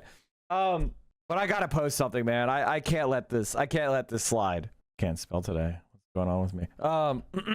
That's my feeling. That's my feeling. Like that's just the way it is. Like the thing that bothers me the most about this is this not Graham Plattner is fucking cooked, and he should be cooked. He's not coming back. If you put any of your reputation on this guy at this point, he was already on his last straw, right? He was already on his last straw. We're like, just because we were like, well, the tattoo got covered up, and I kind of believe him that he didn't know what it meant, and okay, he acted, he had alcoholism and PTSD. Maybe he made some women uncomfortable, but one of the main accusers is obviously a right-wing hack who has attacked other victims, including victims of Brett Kavanaugh, who works for Susan Collins. Their credibility is low.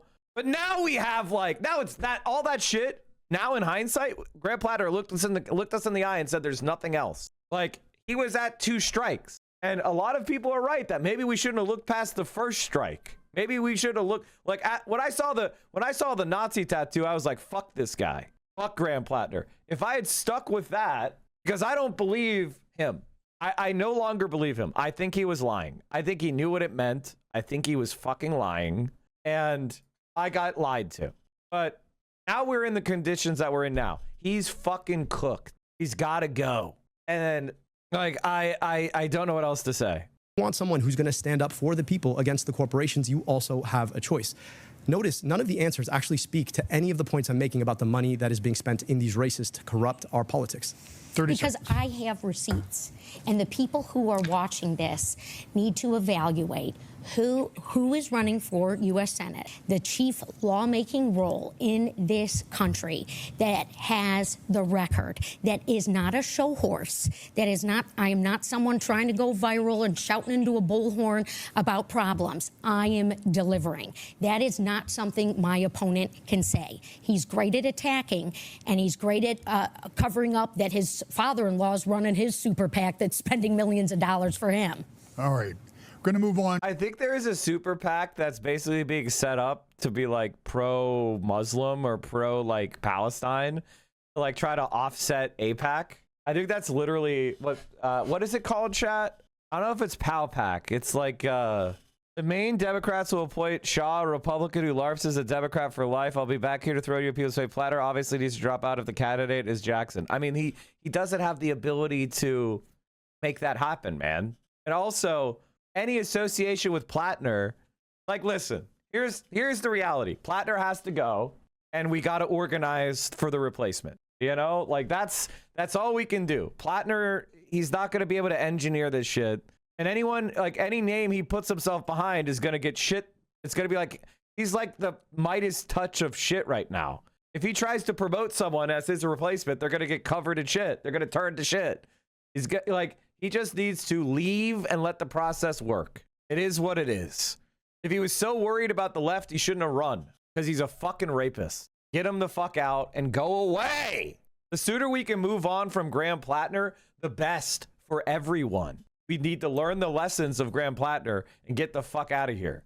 To a question that you have both addressed, because these go together. And this one will go first to you, Congresswoman. We hear a lot about AI, artificial intelligence, hear about it every day. I doubt that most of us have a really good grasp of exactly what it is, what role, if going to play in our lives going forward? What role the government has in putting guardrails on technology that few fully understand, that could be a positive game changer that is evolving all of the time and is displacing workers already. We know that that's happening.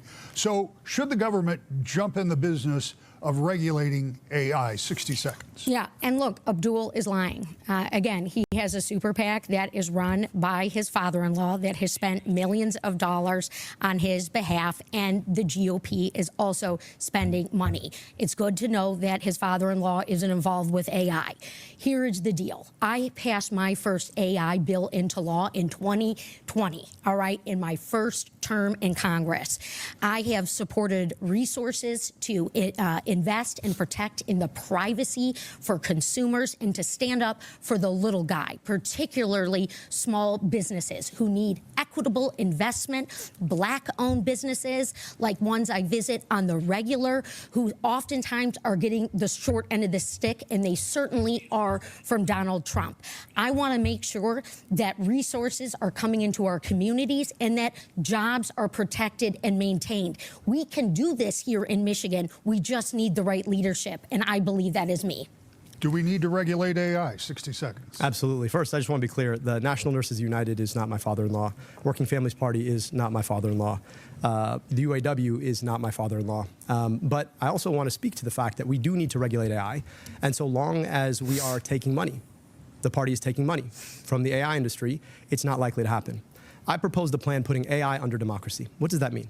That means that I want to make sure that legacy internet companies no longer own the means of creating AI.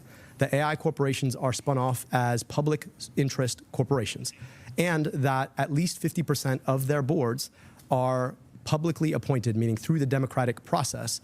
I also want real clear guardrails on what AI can and can't do. I want an agency in the government like an FDA for AIs.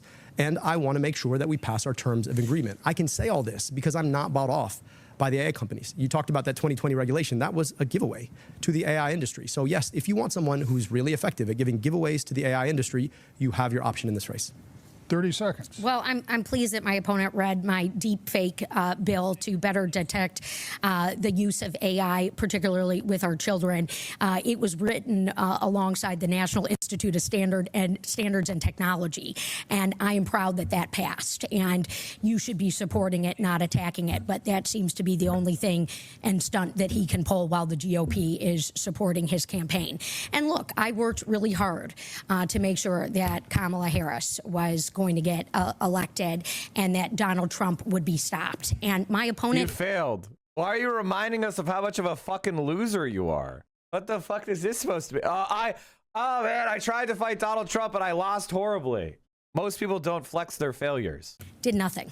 I don't know what Kamala Harris has to do with AI, but I want to speak to the fact that right now we have a choice. $40 million. We're being outspent 30-1 in this race, 30-1. That money is coming in from AIPAC. Their goal is to make sure that our money is sent abroad to kill other people rather than kept here to invest here. Now, the question you might be asking is, what does it have to do with a question about AI? Government will continue to work for the people who buy off government so long as we allow people to buy off government. It is that simple. And you're seeing a case in point of that. This next question is one that I take very seriously. I suspect many of the viewers do as well. The national debt is more than $39 trillion. $39 trillion. Now, the interest on that debt's about $1 trillion a year. CBO says by 2036, it'll be about $2 billion a year. That'll be about 25% of every dollar that comes into the national treasury. What do we do to begin to reduce this burden that will be passed along? A national debt that is almost entirely due to tax cuts on the rich, literally.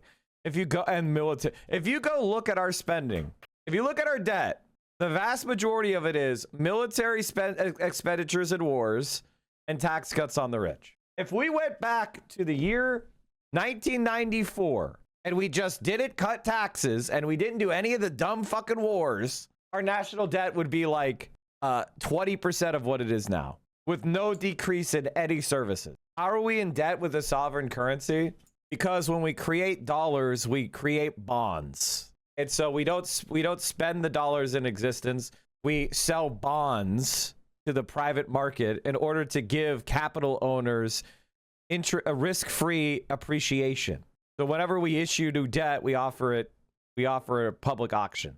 Technically, we could just make the dollars and spend them without any debt. But that might cause, people to be scared about the dollar.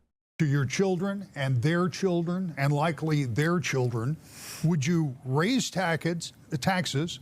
Would you vow to cut spending? What would you do? 60 seconds. Look, as everyday Michiganders know, that a budget sheet is about money in and money out. And for a long time, folks on the conservative side want to tell us that it's all about money out. We're spending too much. But then they do two things. They cut taxes for the richest people in society, and then they cut things like healthcare. And guess what happens? They fight wars that we don't need to fight. So money out goes up, money in goes down, and we run up the national debt. And then Democrats show up, and we're trying to be effective stewards of the national debt. So here's what we need to do. We need to run the play in reverse.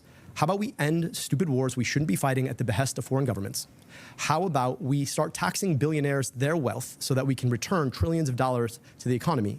And how about we invest our money in the things that people actually need, like good education, childcare, good hospitals, and healthcare? Those are the opportunities we have in front of us, so long as we don't allow the same corporations and billionaires to buy our politicians so that they keep doing these ridiculous things. 60 seconds. Our national debt keeps me up for Michiganders, and it is very serious, in part because it is mortgaging the future of our children. And the way in which we get out of our debt and deficit mess is by taxing the growing billionaire class and forcing them to pay their fair share. We are growing our economy, except for it's just with the very, very few who aren't paying their fair share. If you listen to Donald Trump, who my opponent just admitted he didn't do anything to help stop him from getting elected, he wants to do everything for the billionaire class. Donald Trump did tax cuts for them while cutting our food assistance and our health care benefits. It's not acceptable, and it's not working. We can't look at the middle class here in Michigan and force them to keep paying. People can't pay their bills right now. People are underwater. I've had 2 working moms in the last day tell me that. It doesn't work. 30 seconds. That's why her plan to fix it is cut taxes on the rich. Cut taxes on the rich! And maybe a tax credit for small businesses. And we got to reduce our spending. Like, they have no plan. That's the thing. Like, basically everyone to the right of Zohran Mamdani does not have any plan to fix anything. They just stand around like deer in the headlights until they get orders from Wall Street. Like, that's literally all they do. They cannot fix a goddamn sink. Look, I just want to be clear. I endorsed Vice President Harris. I campaigned for Vice President Harris. I really wanted Vice President Harris to win this race. Now, ask yourself why we were where we were. Because for too long, our policy has been wrong on a number of critical issues. And it's been wrong because of the role of special interests in our politics. The same exact special interests who get their way when it comes to our tax system. The same exact special interests that have us fighting stupid wars we shouldn't be fighting. The same special interests who are funding my opponent. 30 seconds for you. Well, look, leadership is going to get us out of our debt and deficit mess. And as someone who has my finger on the pulse of the needs of the middle class here in Michigan, you and your family, and I have the receipts and the track record of standing up for you when it matters, when 200,000 Michigan jobs were on the line, when General Motors and Chrysler were going to go bankrupt, and I worked on that initiative to save your jobs and those jobs. Look, we can use tax dollars effectively without letting our country go bankrupt. Here's another question that Amber has for us, and this one kind of goes along with what we're talking about. Here's Amber. Social Security is a top issue for many Michiganders. This next question is from Mark Luxford. As a senior, Social Security is a very important issue to me. What is your opinion of the proposal to guarantee adequate funding for this critically important program by raising, or better yet, eliminating the income cap for the FICA tax that funds Social Security? 60 seconds, Congressman. Well, I fully endorse that proposal of eliminating. I mean, what I would like to do is have a Social Security tax attached to capital gains and a Social Security tax attached to any margin. Anytime anyone borrows money against an asset to fund consumption. Like, we need to, and maybe even a wealth tax, a portion of that goes to, so, like, we need to go after the wealth number. We can't just go on income, right? Because a lot of that income goes towards upper middle class people that have regular jobs, right? That's who gets hits hardest by this. It gets hit hardest by this tax increase. Not saying we shouldn't do it. I'm just saying that's the reality. And we need to like actually go after wealth, which is overwhelmingly held in assets right now. Eliminating the FICA cap and making sure that folks are paying their fair share. What is going on with Social Security right now is another example of how Donald Trump and the billionaire class believe that they can rob our Social Security trust fund and force the middle class to pay for the crisis that we are going to be in. We can fix this. I have also stood up to Donald Trump today and said, rehire the Social Security workers that you have fired, because my constituents, they're on the phone trying to get access to their disability benefit, their retirement benefit, and no one's picking up. And again, these are programs that folks have paid into. I believe in it. Mike Rogers, Donald Trump, they're going to sell us down the Potomac River. 60 seconds. I've talked to so many seniors who are struggling. They're struggling because they paid their home off 30 years ago, but the property tax is getting too high. Their premium on their Medicare is unaffordable, and their Social Security just doesn't cut it. And they're worried they might lose that Social Security. So yes, absolutely, we have to lift the cap. It would make Social Security sustainable, but we've got to go further. I think we need to be eliminating the premiums, the copays, and the deductibles on Medicare, and we need to make Medicare fully sustainable by extending it to everybody. Medicare for all would do exactly that. On top of that, I think we need to be freezing property tax for seniors. If you paid off your home at some point, we can't expect you to keep up with property taxes that are going up. Now, how do we pay for that? Well, again, if we tax billionaires their wealth, if we were to invest in the Department of Education so that we're paying centrally for public schools in an equitable way, there are a lot of opportunities for us to lift the burden off of seniors who've done their job. They've worked extra hard. They deserve a dignified retirement, and we've got to be thinking about how to offer them that. Congressman, 30 seconds. They are bankrupting the Social Security Trust Fund. It is unconscionable and wrong. And Michigan is going to have a choice about who it sends to the United States Senate to do something, who's got the vision long term for a 6-year term to tackle a tough issue. And that is what I've done. Over and over again. I have a plan for Social Security, a plan to be able to work across the aisle if need be, and most importantly, stand up to Donald Trump and Elon Musk in this moment. 30 seconds. Look, I'm here to serve you. I'm somebody who worked in the bowels of city and county government. Those are the kind of jobs where you can't dodge tough issues. You got to show up Monday through Friday and Saturday and Sunday too. You've got to make sure people get the services that they need and deserve. All right, I gotta stop this thing. Boomers should pay property taxes. If you can't afford your property taxes at a property, sell it. I don't believe in creating these. If you want to help boomers, give them more asset, give them more help. You know, like the idea that all rich boomers should not pay property taxes is fucking insane. So who's going to pay the property taxes? Young people, people with kids in the house? The fuck are you talking about? If you have 40 years of equity in a property and you're like borrow against it to pay the property tax. Like, this is absolutely insane. And it's exactly the type of, this is the type of slopulism I hate. This is the type of shit that comes out of being a non-DSA candidate. It's a bad policy. It's dumb as fuck. And I hope it doesn't succeed. But of course, boomers like it because they're greedy. I mean, not boomers themselves, but like homeowners don't want to pay taxes. Surprise, surprise. Everyone wants a special carve out for themselves. Of course. I hate this shit. This is garbage and it's not fair. And then you're going to disincentivize boomers from selling their house? I'm a boomer. I have a 4-bedroom house, but I have lower property taxes because it doesn't get reassessed. So I'm not going to sell it. And I'm going to have half the rooms be empty when in reality, I should be selling that shit and moving to a 55+ community and letting a young family move into the 4-bedroom house. What the fuck are we saying here? This is stupid. Boomers holding onto a 5-bedroom houses. They can't even walk up the stairs, so they sleep in the living room. Fuck off, get a smaller house. Exactly. This is a terrible policy. It's a horrible policy. Get this shit out of here. And I know in places like DC, they look down on people who work in local government. But I also think that we need that viewpoint in the U.S. Senate right now. We also need the viewpoint of a doctor. somebody who understands what it's like to make sure that you look people in the eye and deliver for them. And I think we haven't had that viewpoint, frankly, in a Democrat since 1969. I aim to offer that.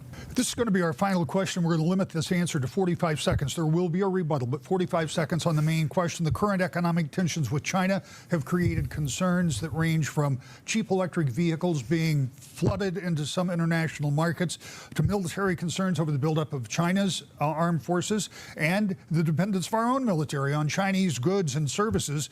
Should we be working to lessen our dependence on China? And how should we deal with a major competitor as well as a major trading partner? 45 seconds. My dad moved to this country to learn to make cars, and he believed in this place. He immigrated from Egypt, the place where that was not possible. And he chose to come here because this was a place where innovation, ingenuity, those were unleashed. We had the mighty UAW who was empowered to make the cars that people like my dad would design. The challenge, of course, is that corporatism has gotten in the way. I remember when my dad came home in 1996 and said, a company that's more interested in finance than it is in engineering is not going to be a car company very long. Fast forward, 2008, there we were.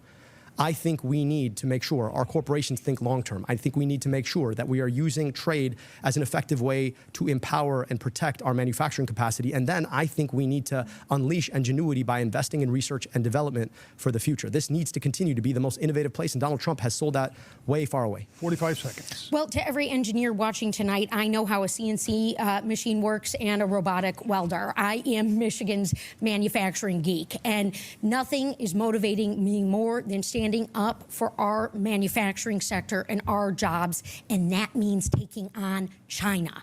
Look, I've got the bill.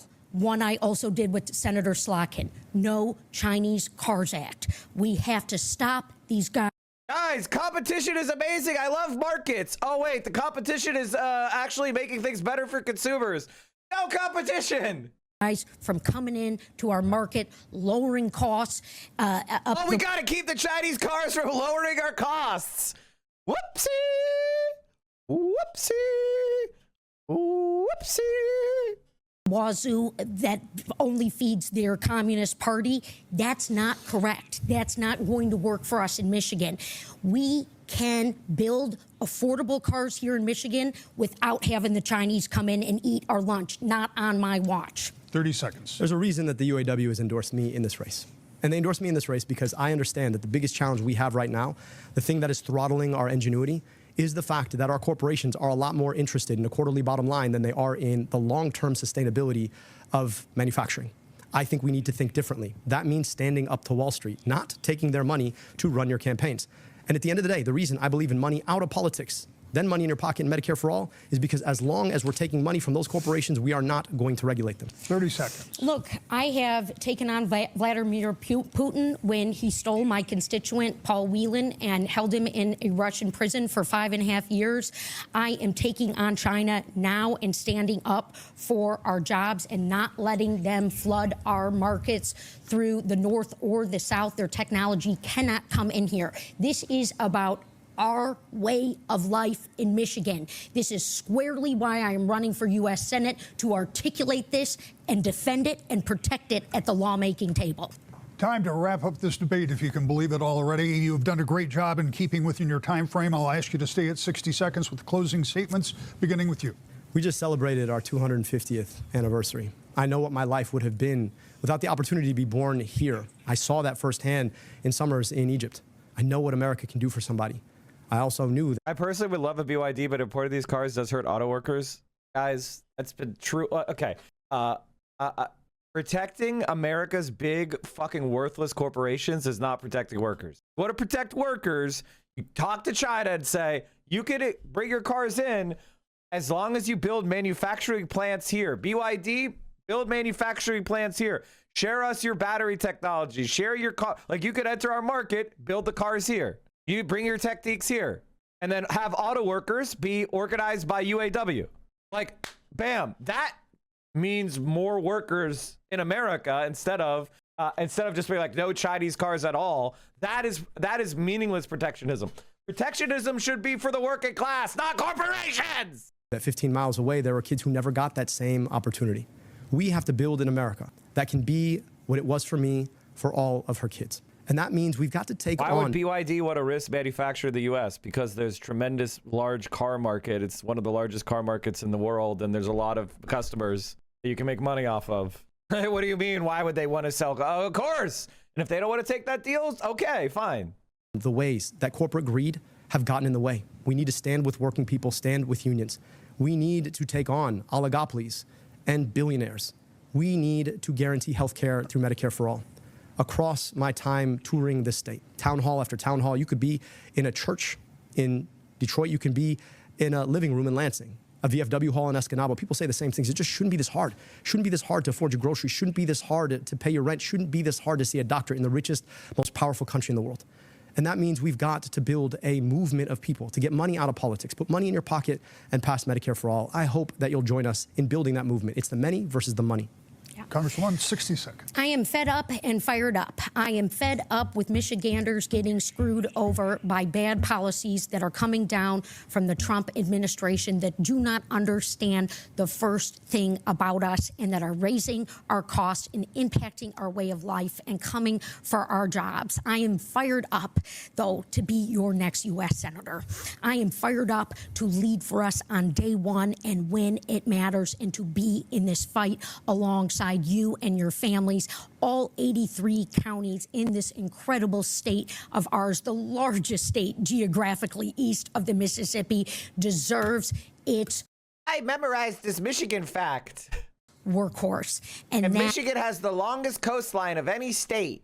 Did you guys know that? That is me.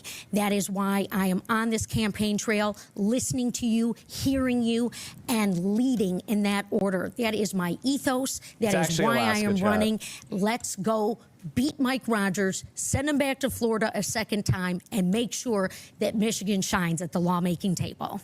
Candidates, thank you both for being here. I know it takes a lot of time and effort to do it. I know you know how much I appreciate it. I just want to make sure I say it publicly to both of you. I want to thank Amber and all of my colleagues here at Wood TV. The thing is, like, as much as I hate Stevens, she's not a complete zero.